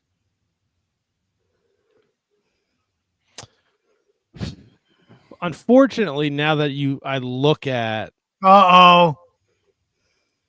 his accolades. Okay. There's really not a lot of meat on the JJ Dillon bone. So Right, he like- really had like the 80s with the Horsemen. That's really it. And he wasn't there like for every version of the Horseman either, All right, well, let me ask you this. You don't have to say the person's name, but is there one manager you can think of that you would put above JJ Dillon aside from Heenan, Cornette, or Jimmy Hart? And if there is, maybe JJ doesn't get in the first class. I can think of one, I can think of one. but I could think of two, but one's still going. Right, well, I'm asking Double T, because if there's Oh, somebody sorry. you can think of, then Yes, maybe because it came down to JJ Dillon and this other manager, and I leaned towards JJ, but I feel like I should have leaned towards her. Okay. I think I know who you're going with. but Yeah, I fair think enough. so too. I mean, she did manage two, 3, 4 former world. Oh no, it's not. I know. I'm Thank just- you, Double T. I'm Thank sticking you. it to this fucking asshole's craw. I knew you were smarter than that. All right, so our first class of managers is going to be Bobby the Brain Heenan, Jim Cornette, and Jimmy Hart. Jimmy Hart, Scott George. No one had Captain Lou. You know what? I mean, guiding light, manager, 19 World Tag Team Champions? A bastion of everything that I've been watching in the fucking All-Star Wrestling. Did he have a world champ too? Yes. He Was it managed Ivan Koloff. Stasiak? Or And he Koloff, also, okay. yeah, definitely Koloff. I'm not sure about Stasiak. Stasiak might have been. That Definitely have been the Koloff. Wizard, maybe. Let me see if I can find Or that picture of him. There's definitely Wizard a or picture. Blasty. Stan Probably not Stasiak. Blasty. Blasty was still wrestling then. The Wizard had the tag team champions. The Wizard led Stasiak to his victory over Morales. Yeah. Okay. Yeah, I found the picture of him with, And- Stasiak with the belt. And the Wizard had superstar Billy Graham too. That's right. I feel like everybody on the heel side that had a championship had a manager, though. No, It's a good foil. It's a good foil. right? Yeah, Yeah, I mean, it I makes sense. Everybody had a manager, basically. If you were a heel, you had a manager, except for, was there really anybody? Well, and even the world champions had Arnold Skolin, like Bobby Backlund had Skolin, Bruno had That's true. Skolin. Did Skull in Pedro that have fucking Skolin? Maybe, maybe not. I don't think he did. Eh. Okay, so that's our manager / personality section of the Hall of Fame. Let's move on to tag teams, and I'll go first because I think number one with a bullet on everybody's list, maybe not number one, but should be on everybody's list, the Legion of Doom, Road Warrior Hawk, Road Warrior Animal. Correct. Oh, I get quiet from a couple of wizards. Really? Who? Really? I forgot. What? I was thinking I have 3 names, and I just plain forgot about Legion of Doom.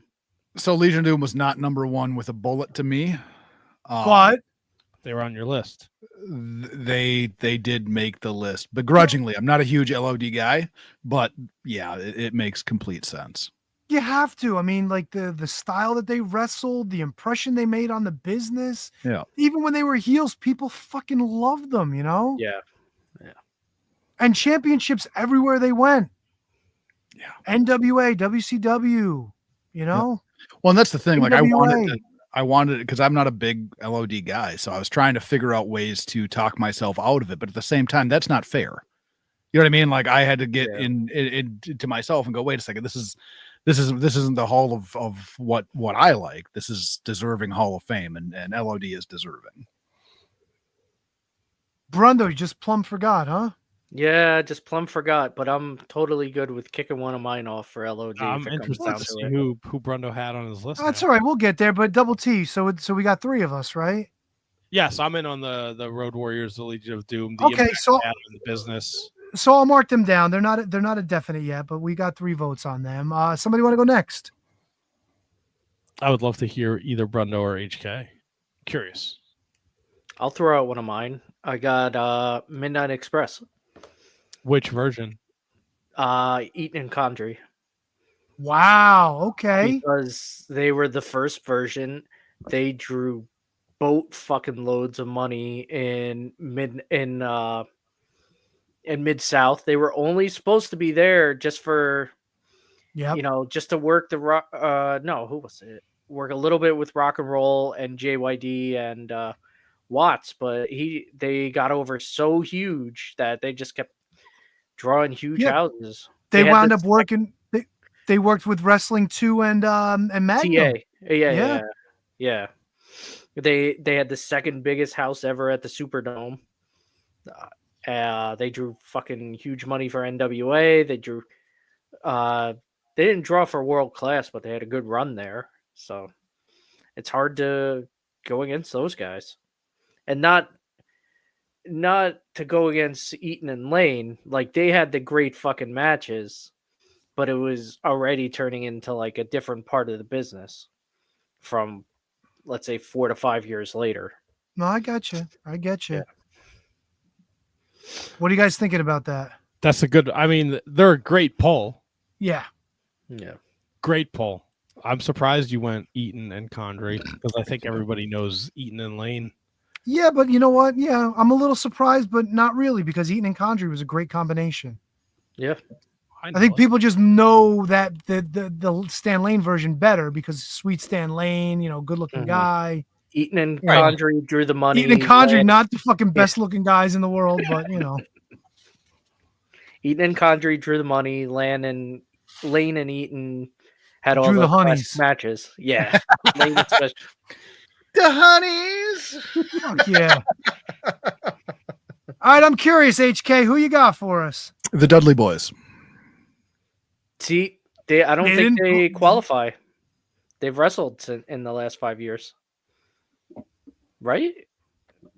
Wasn't it 3 matches? Wasn't there a cap on that? It had to be 3 matches in a calendar year. Yeah. Wait, I might have my years off. When did they make that return in WWE? Was that before 2020? Yeah, it was a while that ago. was a long time ago. Oh, okay. Yeah. That was pre-COVID? Yeah. Yeah, it was. It was right after one of the WrestleManias in like Dallas or something like that. So yeah, that was pre-COVID. Yeah, Dudley's most decorated tag team you've ever seen. Made an impact absolutely everywhere they went. Had good matches, both with good dance partners and not good dance partners. I think that part of what they did in ECW, and you guys would know better than I would as far as the ECW contribution, but like they were starting fucking riots from what I understand in ECW, and that well, don't fucking give me that. I said you guys would know better than I would. Cheap heat, bro. You got lucky, HK. They did wrestle 2 matches in 2024. Well, one of them was the tribute to Extreme, was it not? They qualify that as a match? Yeah, against the Onita and Dreamer. Yeah, but I think the Dudleys, if you're talking about a tag team that deserves to be there, I think they 100% deserve to be there. Like I said, are they not the most decorated tag team of all time? Yeah, Might be. Yeah, you would make that argument. Although the WCW tag wins, Yeah. Yeah. I don't know, man. But The Road Warriors might have more titles, honestly. I mean, ECW 10 times alone. Right. I don't know what we're talking for WWE. Impact. Mm-hmm. Did they win titles in Japan? Yeah. Yes. NWA or New Japan. Yeah. I Everywhere think they won something in All Japan too. Yeah. Whether it was the tag titles or like a tag lead or something like that. Where can I? All right, so Dudley Boy's got to vote. Yeah, 8-time ECW champions. They're the Hustle Super Tag Team champions, IWGP Tag champions twice. TNA World Champ. No, that's fucking Bubba. Oh, but they won the TNA tag titles. Yes. Yeah. That's what I was looking for. Were they also NWA tag champs? Yes, for 28 days. TNA Tag Team champions twice. I think the Road Warriors have more tag titles than them. But it's the 8 times as the ECW Tag Team champions, 8 times as the World Tag Team champions. Yeah, that's 16 right there. So. Yeah. Yeah, but then again, was it like champions for a day and then the next day? You know, Oh, ECW for sure. Like they won and lost the titles on their last night in the company. It's like, yeah, they're 8 times as WWF World Tag Team champions combined 281 days. that ain't no fucking demolition run. No, it's not. I mean, ECW, they're 8 times as 230 days. Yeah. Yeah. Yeah, and then they're 2 times as IWGP Tag Team champions, 276, but that's probably because they never fucking defended them over there. Hey, the feather in the cap is the Hustle Tag Team champions for 1,097 days. Ooh, that's a good one. They really fucking hustled. Yeah, how about that? How about them hustles? Double T, bring me something, brother. I mean, you just brought them up, Tony. Yep.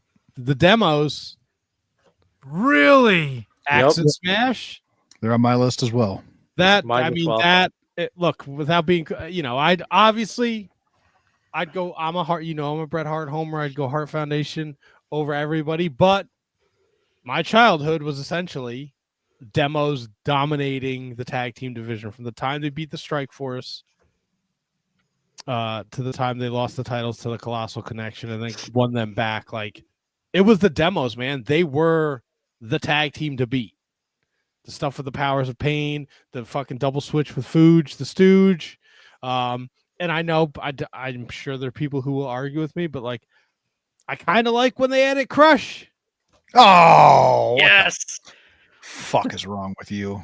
I thought it was fucking cool, man. This big fucking Jack dude, like with the long fucking hair, and like, Jack me off, dude. Sometimes Axe isn't gonna wrestle, then they're Smash and Crush, and that's how we get the LOD debut, and they pull him out from the ring. It's the Hart Foundation, and you're like, fucking God, I'm a little kid and I don't know what cum is yet, but if I did, it'd be this sprinkles. Are you trying to bring Buck in? Hey, let's not forget who's the which demolition is in WrestleFest. Blast. No love to Demolition Blast. No demolition ass. I got the Dems up there, boys. So do I. Me too. I did not have Demolition. Really? I did not. I went with another tag team who won the titles 3 times, managed by the Guiding Light. I went with the Wild Samoans. And the reason for it, not only longevity, not only big stars, not only 3-time tag team champions, we don't get fucking Roman Reigns. We don't get the Uso. Like we don't get Yokozuna. We don't get Rikishi. Like, we don't get none of that shit without these big motherfuckers. The Rock. Yeah. They did it for The Rock. Hikuleo. Contributions. Hikuleo. Samoa Joe. I mean, look, I may be a man on an island here, but, credit where it's due. Wild Samoans were a big fucking deal. I can't argue it. I mean, I'm okay with them not going in first class, but I figured they might be in consideration. I also have another tag team that I don't know if anybody else has these guys on their list either. I got one more too. So what do you got? My list is already tapped. LOD. How about you, Double T? You're tapped as well? No, I got one more because I had the Road Warriors, I had the demos, and I have the Steiner brothers. That's who I got. Steiners. Brundo does not have the Steiners. Really? Now I'm befuddled, dude. The Steiners was who I was between them and LOD on my list. That was kind of the which way to go type of a thing, because I really thought hard about the Steiners, but again, if you're just if you're being honest, it's obviously LOD over the Steiners. I mean, pioneers. especially what Scott was doing. Yeah. He was a fucking we're lucky he didn't fucking murder people for like legit the Yeah. shit that he would do. We're in the lucky he ring. didn't murder himself with that fucking fall away slam that he would do, the standing fall away slam. Oh God, yes. Always landed on his head. Explains a lot. Just didn't give a fuck, man. Yeah. And also, like, you think like on the heat, like 89, like we're watching the Road Warriors and like Doom, and then like here comes fucking Rick fresh out of the varsity club. Scott shows up, he's yoked to the fucking gills, and he's doing fucking Steiner screwdrivers, Frankensteiner shit you did not expect to see out of a guy that size. Like, and then of course, fucking theme song. Come on. Yeah. And they were fucking good. They were so fucking good. So yeah, I had the Steiners on my list. I think I know who Brundo had on his list. You want to? All right, shoot Can a I take a guess. guess? Yeah. The Freebirds? Nope. Wow. I had the Bulldogs. So, big run in Canada, big run in Ooh. Japan, a big part of WWE in the beginning. I felt they were, when I thought about tag teams, I felt they were, innovators and everything. So That's not a bad pick. I Yeah. like the pick. I just don't know if they're first round. and I if mean, I don't had- know. You like If I somebody had to argue kick with me. if I had to kick a team off for LOD, it would have been them. But Wow, so we were at an impasse here, boys. No, not necessarily. I think we work our way through this. Well, yeah. I think we work our way through this. I mean, look, Road Warriors got 3 votes. I did not vote for them, but I'm completely on board with the Road Warriors going into the Hall of Fame first round. All right, who are your 3, Tony? The Road Warriors, the Wild Samoans, and the Steiners. Okay. Tony, you just said twice that you didn't have the Road Warriors. Oh, did you mean I? Demolition? Yeah. Yeah, my Or did bad. you mean the Dudleys? No, I'm fucking confused. I'm old. Leave me alone. Okay. All right. So you had the 3 of us Warriors. had the 3 of us had the Road Warriors. Yes. And me and you had the Steiners. Uh-huh. And you guys all had Demolition. Yep. All right. So, I mean, I would think that the Road Warriors and Demolition, unless somebody wants to argue against them, I think those 2 are going in. yeah, I'm with you on that one. Okay. I'm good there. HK, good. Yeah, I'm okay with that. All right, so we got the Road Warriors and we got Demolition. The only team left that got 2 votes was the Steiners. So, nuts to the other teams that only got 1 vote. I don't know, but I think it's hard to sell short the Dudley boys. No, I get it, but if we're do you want to put up a 1 vote team as a possible entry? I mean, Like 2, you can make an argument. 2, like you got a basis to stand on, but 1, not saying any of these teams don't deserve to be in the Hall of Fame. I just don't know if the 1 vote teams, I don't know if it's there for them this time around. But I'm open to suggestions. I'm open to conversation. How let me ask you this: how long was the Dudley Boys run as a team? How long was their run? What'd they start, like 96, Bubba and Devon together? Yeah, because they were on that first pay-per-view. Well, they were already tag champs at that point.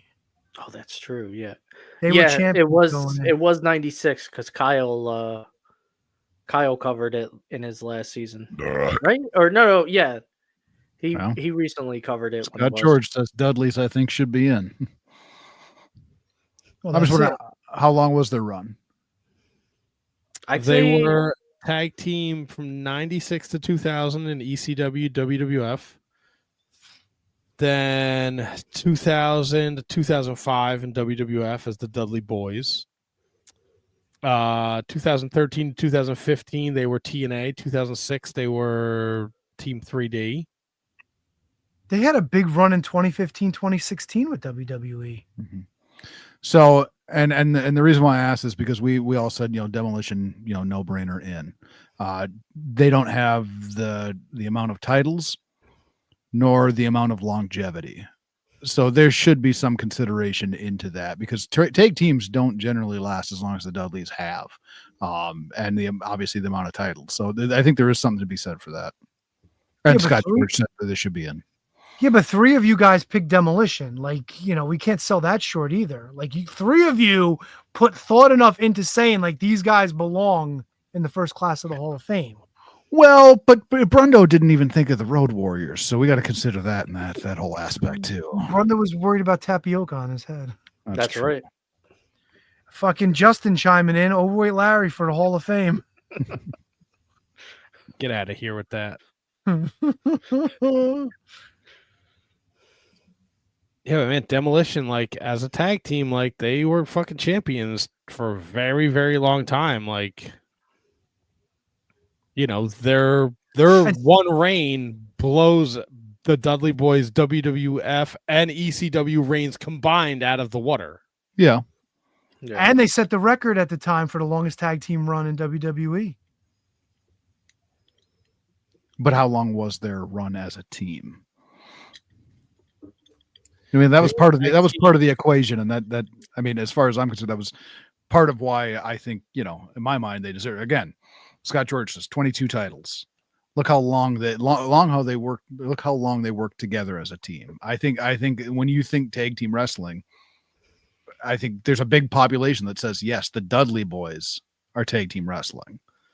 Yeah, but you also got to think too, Axe going into that was already like nearing the end of his career.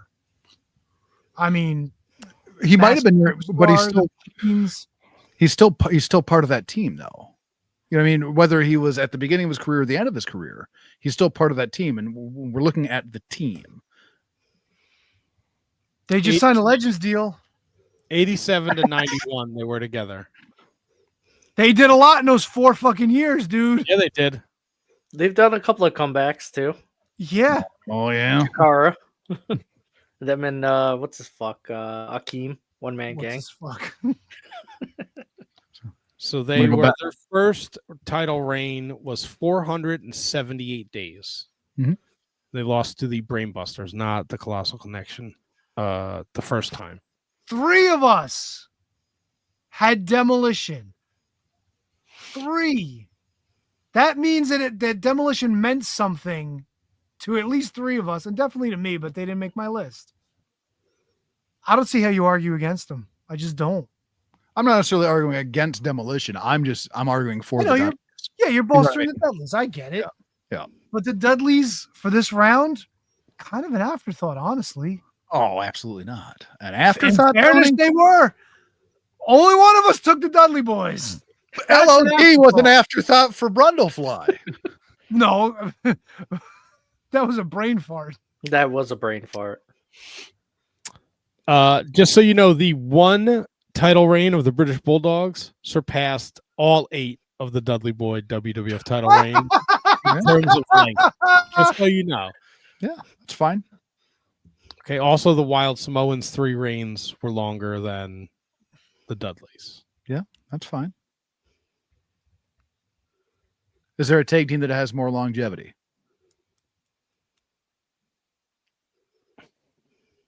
That we named? No. Rock and Roll Express. Yeah, they're still active, and that's why they're not on the. We You can't. wanted longevity. Yeah, but they're not on the list here. Too. Boom. They're still. Well, they were until that crooked-eyed fuck decided to make a comeback. So so HK, and I get where you're coming from. That just so people are clear, you're basing it on your vote is their longevity and their accolades. Longevity and accolades, yeah. And I think, look at their body of work too. You know what I mean? When the tag team division was kind of revitalized, was when they entered the picture with the Dudleys, with Edge and Christian, but the tag team division prior to them showing up in WWE was not revitalized whatsoever. So there's a lot of contribution there as well. Yeah, I don't know. I don't personally care for the Dudley Boys, but I recognize their accomplishments and their accolades. Yeah, I don't personally care for LOD, but I had to put them on the list. I can think of a tag team that isn't eligible yet, but will be in a year or two that has more longevities. It's the Briscoe brothers. Even when Jay was world champion, they were still teaming, and that's more than 20 years, I would say. Because I believe they started in either 98 or 99. They were tag teaming up until Jay died in 2021. And that's you the have only other one. The Steiner brothers were 88 to 98 as a tag team before Scott went NWO.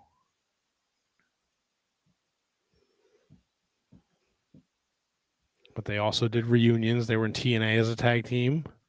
Yep. Oh, that's a tough one, boys. We got to make a decision. Don't yell at me because the show's going long. We haven't even done the singles guys yet. I'm going Warriors, Demolition, and the Steiners. Man, Who's with me? as much as it irks me to say it, I got to go with HK and go with the Dudleys for that last spot with the Warriors and the Dems. Yeah, Warriors, Dems, and Dudleys is. That's I just want to make a decision so Brundo could be, in this unending. Who you got, Brundo? Steiners or Dudleys?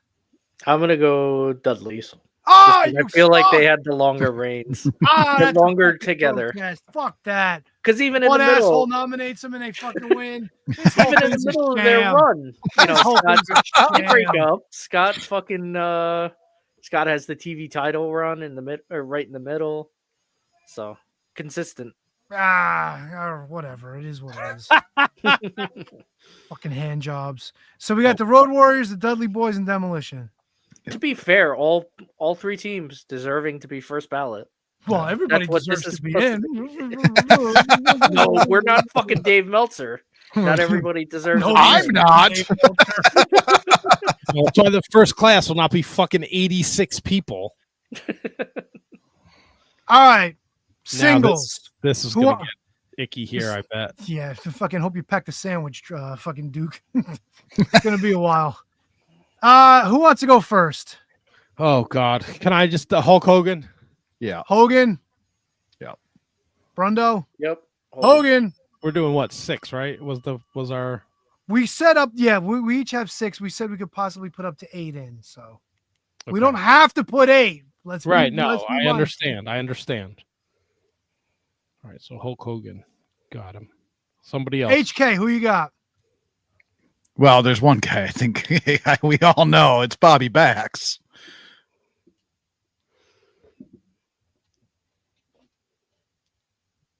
Nobody else has Bobby Bax? I don't have him. Nope. What the fuck?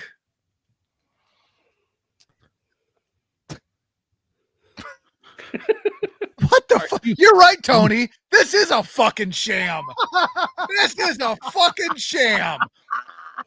2,135 days, and none of you assholes put them on your list? Nope. Carried the fucking company. You motherfuckers. It's a sham. The whole You're a thing. crybaby. You're a crybaby. Where? Yeah. I know who I'm gonna pick, but I'm gonna take the obvious. I'm going Ric Flair. Yeah, Ric Adam. Flair's on my list right after Bobby Bax. Yeah, I also had Ric it is. Flair. All right, Ric Flair's Hold in. on 1 second here. I gotta address something. Oh boy. Fucking Leave it up- Tropical says, Yeah. according to HK, title longevity is not important. That was what I was you motherfuck. You motherfuck. I got words for you, Tropical. Using a No, I fucking- don't know. I don't know who using a- this Al guy is, but I like him. using Can I a make a fucking suggestion nut just as sack a shaver on your head? Yeah, what do you got? as a viewer who watched the show last week? When you pull up the comments, you should leave them up there for just a tad. bit Nah, longer. not for that asshole. Well, no, I'm not saying just Al in particular, but like some people All just right, pull it here. up really quick and then you yeah. like, Not for that asshole. Can we? Yeah. Is that for your consideration? yeah, just as someone who is watching, I would like to see, you just kind of blow. He through likes it. to spin shit on me. That HK guy. likes to blow everything. It's You okay. could have now look. To be fair, you also could have picked any other comment just to put up on the screen to use an example, but you Okay. went to Al. So, All right, there. oh, my wife wants to know Oh boy. what Tony say about me on the podcast. Nope. Wow. Wow. No, I didn't say that. That was Jersey Cow Jesse.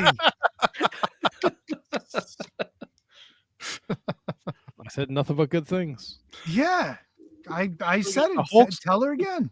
I will tell her again. If I was really smart, I'd tell her she has to listen, but she's not listening. So Well, she don't give a fuck about this. no, but she does. She's probably curious to know what you had to say. I said she's I- one of my favorite people in the world. She really is. Isolate that. All right, so we got the Hulkster, we got Ric Flair, Bobby B is on the bubble. The Bobby B bubble. Hey, that's Triple B. Brundo, who you got? Steve Austin. I got him. Nope. Nope. Really? Not here. All right. Biggest fucking money draw in the business. Tuh. That was one of the things I thought about, Brundo. That's one of the things I thought about. A little bit of a shooting star there as far as his big time career. Mm-hmm. Yeah, what longevity did that asshole have? Go back and look at his time frame. Wow. Seriously, take a look at it. Double T, bring us another one. Andre the Giant. Got him. Got him. Fucking A, dude. I went with that was the safe one because I know things are gonna get nasty in a few minutes. So on name calling and motherfucking and go ahead, HK. Tell us Larry Zabisco's on your fucking list. What an asshole. I love Larry Sabisco. Dusty Rhodes. You out of your fucking mind. You're out of your fucking mind. Not Dusty Rhodes. Not Dusty. Not Dusty, right? Not for the career or the fucking contributions. Nothing. Or the splotch.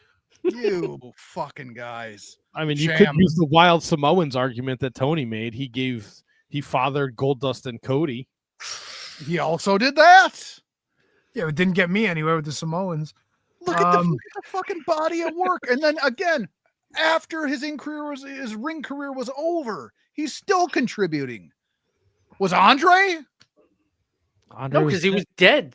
Yeah, Andre contributed an awful lot to the business since the 60s, bro. Calm your tits. Yeah. Well, it starts at the 70s. How many fucking battle royals did you win? Enough. None. You get beat Fucking up by gym teachers throwing him out every time. Well, I'm not retired. Losing to gym teachers and strumpets. What are we doing here? Yeah, your fucking dumb purple shoes and your Saved by the Bell outfit. Hey, you motherfucks. You've never seen that outfit. Hey, let's do a choreographed dance, HK. Yeah, why don't we? And he made you stand out of the ring to do it. Fucking Petey hates you, bro. Petey fucking loves me. This is gonna piss off Double T, but I'm going Shawn Michaels. All righty. Shawn Michaels over fucking Bobby B and Dusty? Yeah, because Shawn Michaels is still doing things in the business. Well, Dusty fucking can't. Shawn Michaels was tag team champion. Shawn Michaels, the Heartbreak Kid. Shawn Michaels had Intercontinental titles, world titles. He came back after hurting his back after 7 years and won titles again. DX, suck it. Come on. I like Shawn Michaels just fine, but if you're gonna put Shawn over Dusty, I don't. Well, then you're not gonna like my last two guys anyway. But at the same time, if I can use the Dusty argument, he has contributed a lot behind the scenes since his in-ring career's been over. Yeah. Yeah. All right. And he wrestled for that blood dick money or whatever. That's good money. The Dick blood. covered dick. Is Dick Blood on anybody's list? Brundo, No. who you got? I got Terry Funk. The fact that he got 2 fucking votes annoys me. What? Terry Funk's one of the greatest of all time. Former Fucking hate NWA Terry. Oh yeah, and Dusty's just a bitch on the side of the road. Dusty was always Dusty. Terry Funk reinvented himself, didn't join the shitty NWO. No, he I don't see wrestled Dusty fucking Rhodes- Brian Knobs in I don't see hardcore Dusty matches. Rhodes doing fucking moonsaults. Wrestling didn't no need to. barbed wire He didn't matches. need to. He didn't need to do moonsaults. Why don't you go watch some more AEW?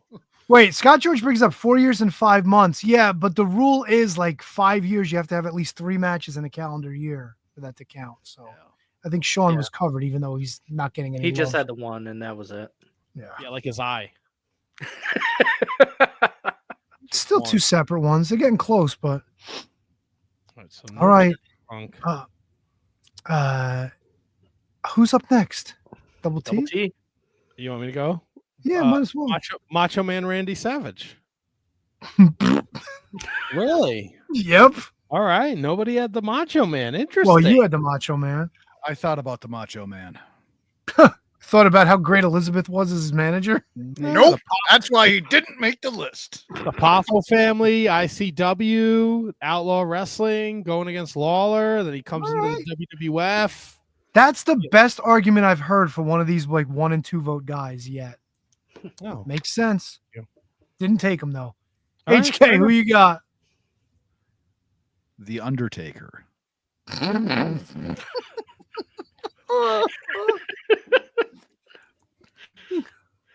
My God, man. What constitutes first round pick to this guy? Jesus. Undertaker? He's fucking dead. Dong. So is Dusty. Dong. Oh, wait, as Jesse would say, woof. You shouldn't do that. All right, Scott George, I see you. I got you, brother. We're good. He was talking about Sean being out for like 5 years. That's what he meant. Is he coming back? Does he have like a... Oh, I can't wait to see who else is on his list. You want to make a case for him? Like he didn't break character until like 3 years ago. You know, a couple memorable matches. He was at the top of the card for the biggest company in the world for how many fucking years? Did you hear, Matt? A couple of memorable matches. Are you out of your fucking mind? So was fucking Terry Funk for fucking 20 years. Every place he went. Main NWA event. champion, ECW He was champion, at tag team biggest- champion. Biggest company for how many years? At the This top is of the fucking fucking amazing. card. I'm so glad we decided to do this. This is awesome. What are your top 3 Undertaker matches? Shawn Michaels, Triple Michaels. H. Giant Gonzalez, WrestleMania 9. King Kong I Bundy. like that match. Not a lot of people like Bundy. that match. I like that match. Mabel, casket Kamala. match. Oh, Yoko, casket match. Kamala, casket match. Did you Ultimate pick Warrior, Girls casket match. because he's Kama casket supernatural? match. No. Shit You see him Sid out when in he the shits Shire? himself. Stop, I'm going to fucking blow my nose. It's coming I out want to my shit my nose. pants. Is it because he is the height of 3 of you? What is? Him No, and it's Duke not used to try to Scott, buy dude. alcohol when they were kids. Like they used to dress up like the Undertaker at the liquor store. Did you mean to pick the Undertaker? Yeah, I meant to put the Underfaker. Yeah, Listen to change. you. Listen to this fucking guy. Oh God, I think the part of it is your reaction when nobody else has this person on the list. And you just I open just yourself- don't understand the fucking mindset. The Yeah, but guy that's was. that's 3 names you had that nobody else had. That's what There's I'm so fucking much- saying. It's fucking There's insanity. This is 40 years, 50 years, so many huge names, and we're only doing 8. Of course, people are going to be left off. We might not even make 8 at this point. Yeah. We might just fucking have 6 the ones. or- Yeah. No, we had 8, but I don't even think we're getting 6, dude. I'll go again. I'll do this one for Matt. I got Bret Hart on here. I also have the Hitman. Oh, I got 3 of them. How you like that? Fuckface.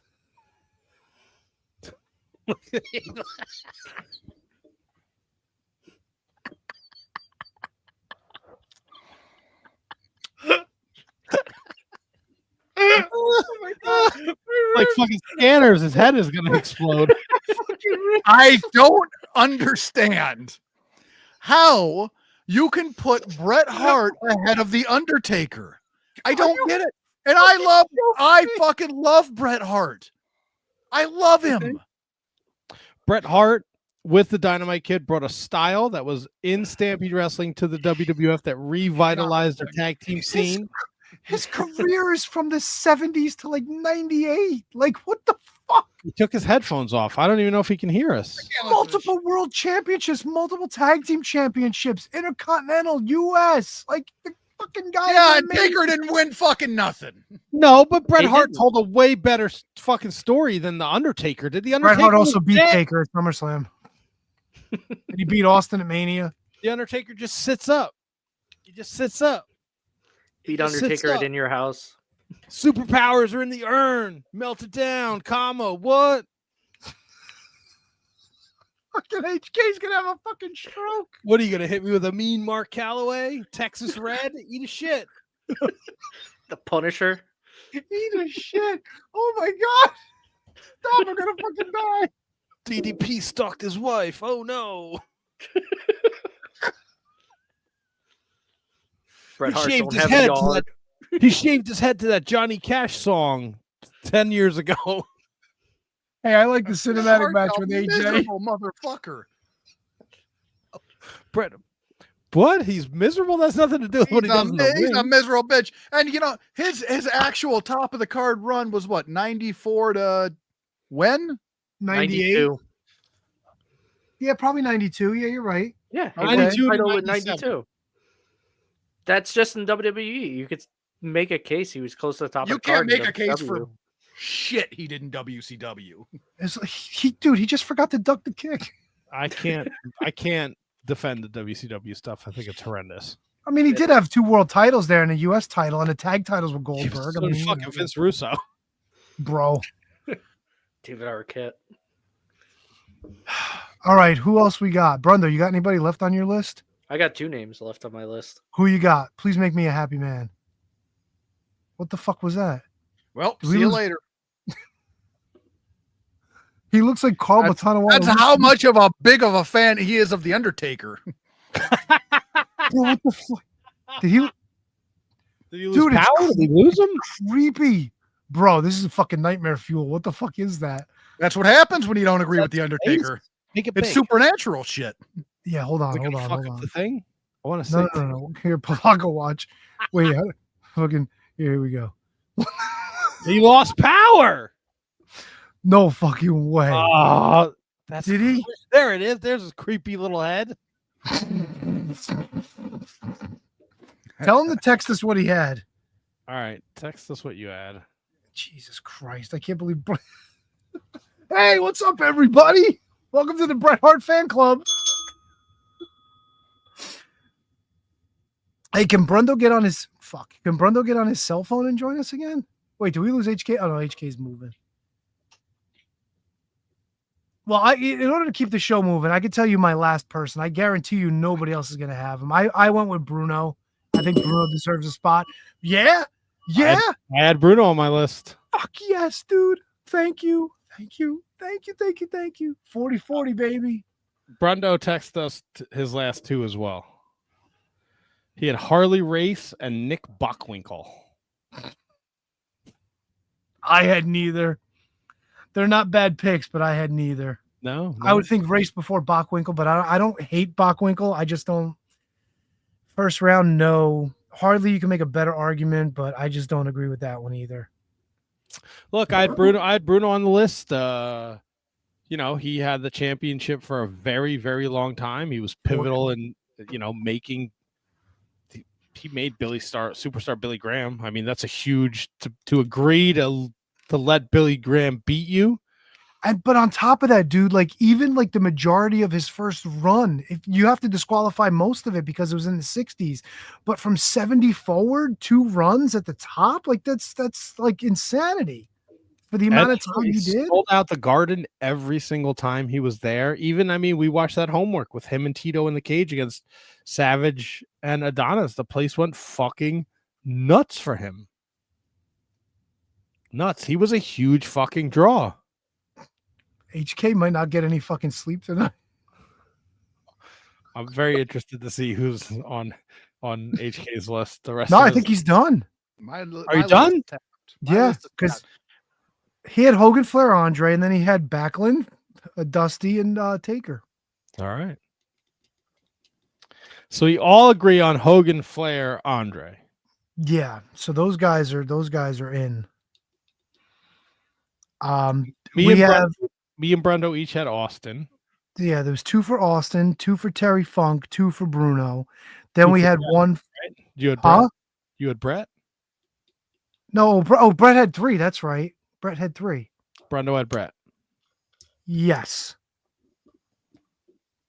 So we've got Brett at 3, and we've got Austin, Terry Funk, and San Martino at 2. Oh, Brundo texted us the list. This is sad. Can you? Oh, it's the names of the show. Oh my God. Dude, join us. See if you could join us on your phone, dude. Tell him we'll send him the code when it comes in. Yeah, but does he have Wi-Fi? Yeah, but he doesn't need Wi-Fi. He could use his phone. It doesn't matter. We could figure this out. I like Fisted by Jimmy Hart. No, don't read that now. That's for us. Now we can, but this can go a couple different ways. We can just put in those 3 guys and let the chips fall where they may when the ballot comes out later in the year. I mean, I would think we at least have to argue Bret Hart. Did he fucking leave? Did he leave? He left? No, What? he did not. What the fuck is going on here? Did this ruin the show? Is the show over? I don't know what happened. No, he's coming back. Bro, what the fuck? What is going on? What happened? This is sorry. I think there's something with StreamYard because when they updated the shit, was it last? It did that last week as well. We legit thought that you left because you were angry. No, God, I wouldn't do that. I would do that. I love Vince too much. I wouldn't do that. I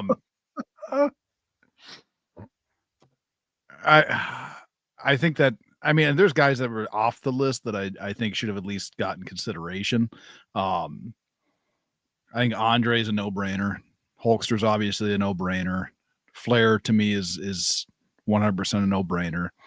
I think Bruno and Backlund are both no-brainers. Like those are the guys to me that I don't think that there's any doubt that those guys are first ballot Hall of Fame guys. Do you worry now that if we put those into population for voting in the fall in December, that there's a chance they don't make the list? Yes. Yeah. 100%, especially for Bobby B. I think I kind of feel that way too. Yep, because I think that his contributions are already overlooked, and if you leave it to the general population to go, okay, well, I think too many people just are looking at his second run in WWE, and I think Bobby Backlund's a no-brainer, Bruno's a no-brainer, Andre's a no-brainer, Hulkster's a no-brainer, and Flair's a no-brainer. I think those are easy ends.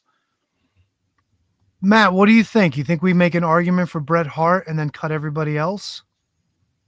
I mean, I think Ansel Kevin has a lot of great they're valid points for sure. But I want to know what your thought is about moving forward. We had it where we could put up to 8 people in. Yeah, I know. We don't have to put 8, but right. I know we don't have to put 8. Man. Andre, Flair, Hogan. Those are locks. Those are it. And then we're down to what? Bruno, Backlund, and Bret Well, Hart. no, you've got Hart at 3. Bruno's got 2 votes. Austin's got 2. Terry Funk's got 2. Shawn Michaels, Bob Backlund, Dusty Rhodes, Randy Savage, Undertaker all have 1 vote.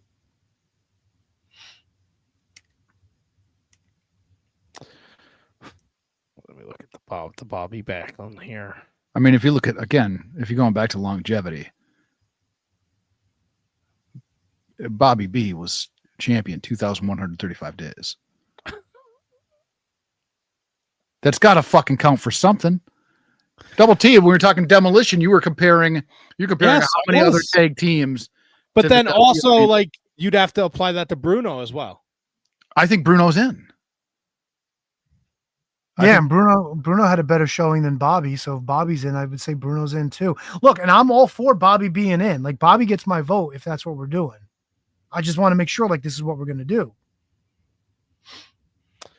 Yeah, I mean, I can tell you right now, Shawn Michaels, I don't need to put him in. Right. Like, I look at Dusty. Well, actually, I look at Savage. I look at Taker. I don't need to put them in. I don't think they qualify as first rounders. They qualify as Hall of Famers for sure. I don't think first rounders. You could maybe make an argument for Dusty, Terry, Austin for sure. But I don't know. I mean, it comes down to like what we're doing with like Bruno, Bobby, Brett, the Bees. Is this what we're going to do? Look, I don't care, but All right. Bruno, yes. I think I vote yes on Bruno. Bruno was the face of the WWF until we got to Bob Backlund. Is that fair? From Buddy Rogers to Bruno, that was it. Even in defeat, Bruno at the time was a name you associated with the WWF. It was Bruno Sammartino. Yeah. Right? He sold out the Garden every fucking month. And even when things were tough with Pedro, they would always bring Bruno back. So I think we get Bruno in there. I think there's a very good case for Bobby B. 2,000 days as the champion. He had to fill the shoes of Bruno Sammartino, which is not an easy thing to do, but there was enough trust sought in him. And clearly he did well at the box office if you keep the title on him for 2,000 days. And he had a hell of a second run. A run that nobody thought he would have had. Right? Who wants to be 6-man war tag team champions with Scott Pusky and the Warlord? I don't. I was talking more about his like WWE championship win and But yeah, we can count War. 6-man tag team champions. Who would have put that on the fucking list? His reinvention when he comes back, and the way they like treated him. Brundo. Yeah, we got his vote on Bruno. On Bruno. Get on the phone. Bruno. Oh, he's in the dark. Duh. Yeah. He said That's that. okay. Hey, Brundo, since you're playing along, what do you think of Bobby Backlund? I'm good with Bobby going in. I am okay with it too. Even though I enjoyed watching fucking Handsome Kevin. Lose his fucking mind. It was the greatest thing ever. Bret Hart, 3 out of 4 votes. You know where I stand on the Hitman. I mean, a lot longer career than people even think of. Tag team run, Hart Foundation, both as a tag team and a fucking stable. Canada, yay. USA, boo. Like, this was some big shit. Feud with Owen, feud with Austin, feud with Michaels. Stuff he was doing Dynamite Kid before they came to the States. Yeah. First ever ladder match, according to him. Oh, we know that's not true. Well, but We're not saying he doesn't tell a tall tale from time to time. Hart Foundation. I think we're just trying to turn Handsome Kevin here. No, I'm not. So, and I'm a big Bret Hart guy, and you guys know that. I look at it like side by side careers, right? And when you stack up, like, and I'm going to go back to them, and I'm not making an argument for one over the other, but if you stack up side by side careers, you stack up Undertaker and Bret Hart. Like, again, Taker was at or near the top of the card, one of the top draws for the biggest company in the world for a much longer period of time. And you know what I mean? I'm not saying like in the ring, would I rather watch Bret Hart? Of course I would. But it's not just in the ring. You know what I mean? It's all of what the body of work is. I am 100% okay with Bret Hart, but I'm just looking at stacking the two careers against one another. Thoughts, Double T? I don't know, man. I agree with HK. Yeah, you can't take away from his longevity and the fact that he was at the top of the card for as long as he was there. I don't know. The stuff with Kane doesn't do anything for me. The later stuff, like those last couple of WrestleManias with Triple H, are rough. I get it, but you could also argue fucking Jerry Lawler kissed my foot. Yeah. Jerry Lawler and his Knights. Isaac Yankum, Jean-Pierre Lafitte, feuding over the leather jacket. NWO Elite. Yeah, I mean, come on. We could shit on Brett a little bit too. Oh, of course you can. That's real easy to do. When he came back, But look, stupid fucking match at WrestleMania against Vince McMahon. Bottom line, like, Brett got 3 votes. Undertaker got 1. If I'm picking one over the other at this point, I'm going Brett. I think Taker just goes in general population for December. I ain't worried about Taker. Taker will get in. Yeah. I ain't worried about Savage. I ain't worried about Terry Funk or Dusty I'm not Rhodes worried to get about on Brett there. either, really. But Brett got 3 votes. Yeah, I get it. Oh, votes don't mean anything? No. Apparently not, because the Steiners had 2 votes and they didn't get in. The fucking Dudley Boys had 1 vote and they're in the fucking Hall of Fame. What the fuck do I know? All right, so we got. All right, we got to do this speed round. It's almost Yeah. fucking 10 o'clock. I'm tired. This is way past HK in my bedtimes. All right, I say thumbs up for Brett. I say thumbs up for Brett. Yeah, no, I'm like I said, I'm all for him getting in. And we're saying no. And we're saying no to Sean, right? Yes, Okay. I think Sean goes Gen Pop. Yep. New Gen Pop. New Gen Pop. Dusty goes general population. I think so. Savage, Taker. Yeah, I think they'll have their day in the sun. Yeah, 100%. No doubt. Well, that leaves us 2 names left: Terry Funk, Steve Austin. Both had 2 votes. We've got 6 in there right now. I mean, look, you can the Terry Funk. You can make the longevity argument. Yep. You know, he reinvented himself. He was doing things that 50-year-old man shouldn't do. When he was doing fucking moonsaults, he's part of the JTX Corp. Does the stuff with Ric Flair, Putting a bag over his head. put the bag over his head. The stuff with ECW, like the stuff with ECW is huge. Even his run in WWF, He lost to Moondog Spot in the Wrestling Classic. and he was even in fucking WCW in 2000, 2001. Some crowbar. He's by a horse. at a time when there was such an intense war between the WWF and WCW, they managed to put those things aside and send WWF and WCW wrestlers to his retirement match to wrestle each other, which is, something that wasn't happening at the time. You could make an argument that maybe him and Dory should have been a tag team that we put in. Were they a tag team in the 70s though? Like, did Yes, they do a lot? I've been watching a ton of their stuff in New Japan. Their fucking Yeah. feud with Abdullah and the original Sheik. That's true. They did have quite a run in Japan. They If won it the was- All Japan Tag Tournament 77, 79, and 82. If it was between Funker and Austin, I would probably pull Funker to go in, just because body of work and longevity. Because I mean, Austin was the absolute biggest star in wrestling, biggest draw, most merch sales, all that kind of stuff, still moving merch. But he had a slow rise, shot to the top, but his time at the top was not very long. You know what I mean? Considering. So if you're looking at, is it Austin or is it Funk? In my mind, it kind of has to be Funk, even though I think, Austin's super deserving as well, and he'll get in. Yeah, but I think at the end of the day, we'd have, as much as I just made a case for Terry Funk, like, I'd put Austin in before Terry Funk.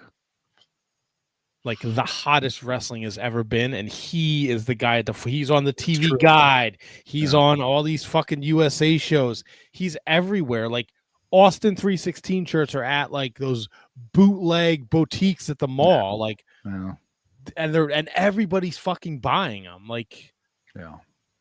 That's fair. I say yay to Austin. I'm torn on Terry Funk, but I'm not choosing one over the other. But if you guys want to bolster Terry Funk, that's fine. But I am definitely in on Austin.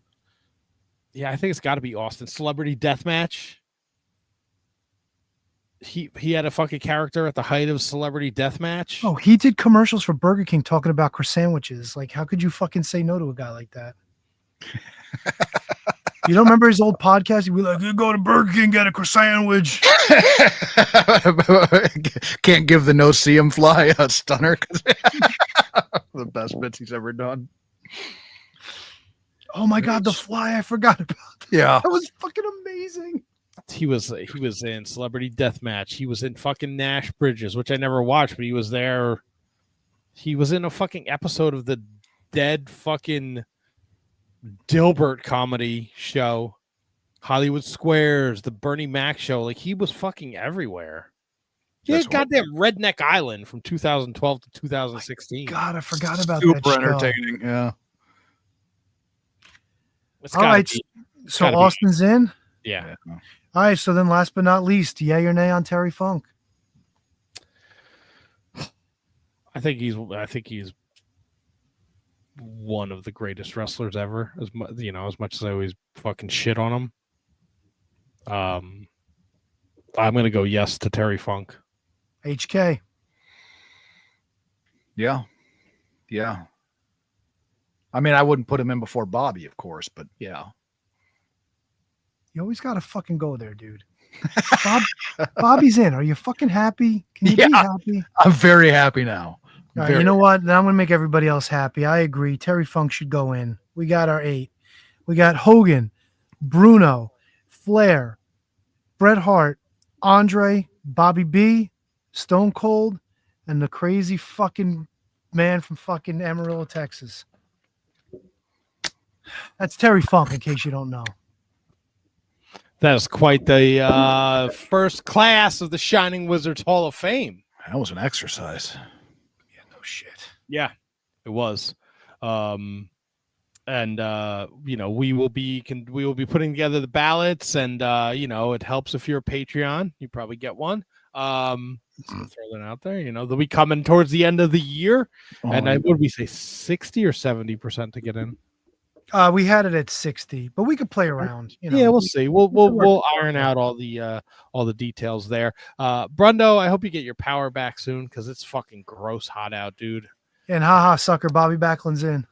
Yeah, Bobby B is in. Jimmy Cordera's next week. He'll be joining us. We'll have Night of Champions to talk about. We'll have updates on our picks. Maybe there'll be more AEW talk. Well, with that, Tony, give me the credits, baby. Let's fucking pull this train into the station. We cue in the music. I don't want to get blamed for this long show. This has been a production of the Shining Wizards Network. For everything Shining Wizards, visit shiningwizards.com. And don't forget to listen to all the great shows of the Shining Wizards Network. We'd like to thank those who support us at our Patreon, patreon.com/wizardspodcast. Executive producer Manny Kratzo, producers Kate Hensler, Matt Garifo, High Five Tom, Scott George, Jesse Elwell, Emily Brock, I Don't Pistol, David Henry Bauer III, Keith Parker, Michael Hammond, Kathy Hummer, Al Day, and Ryan Schlong.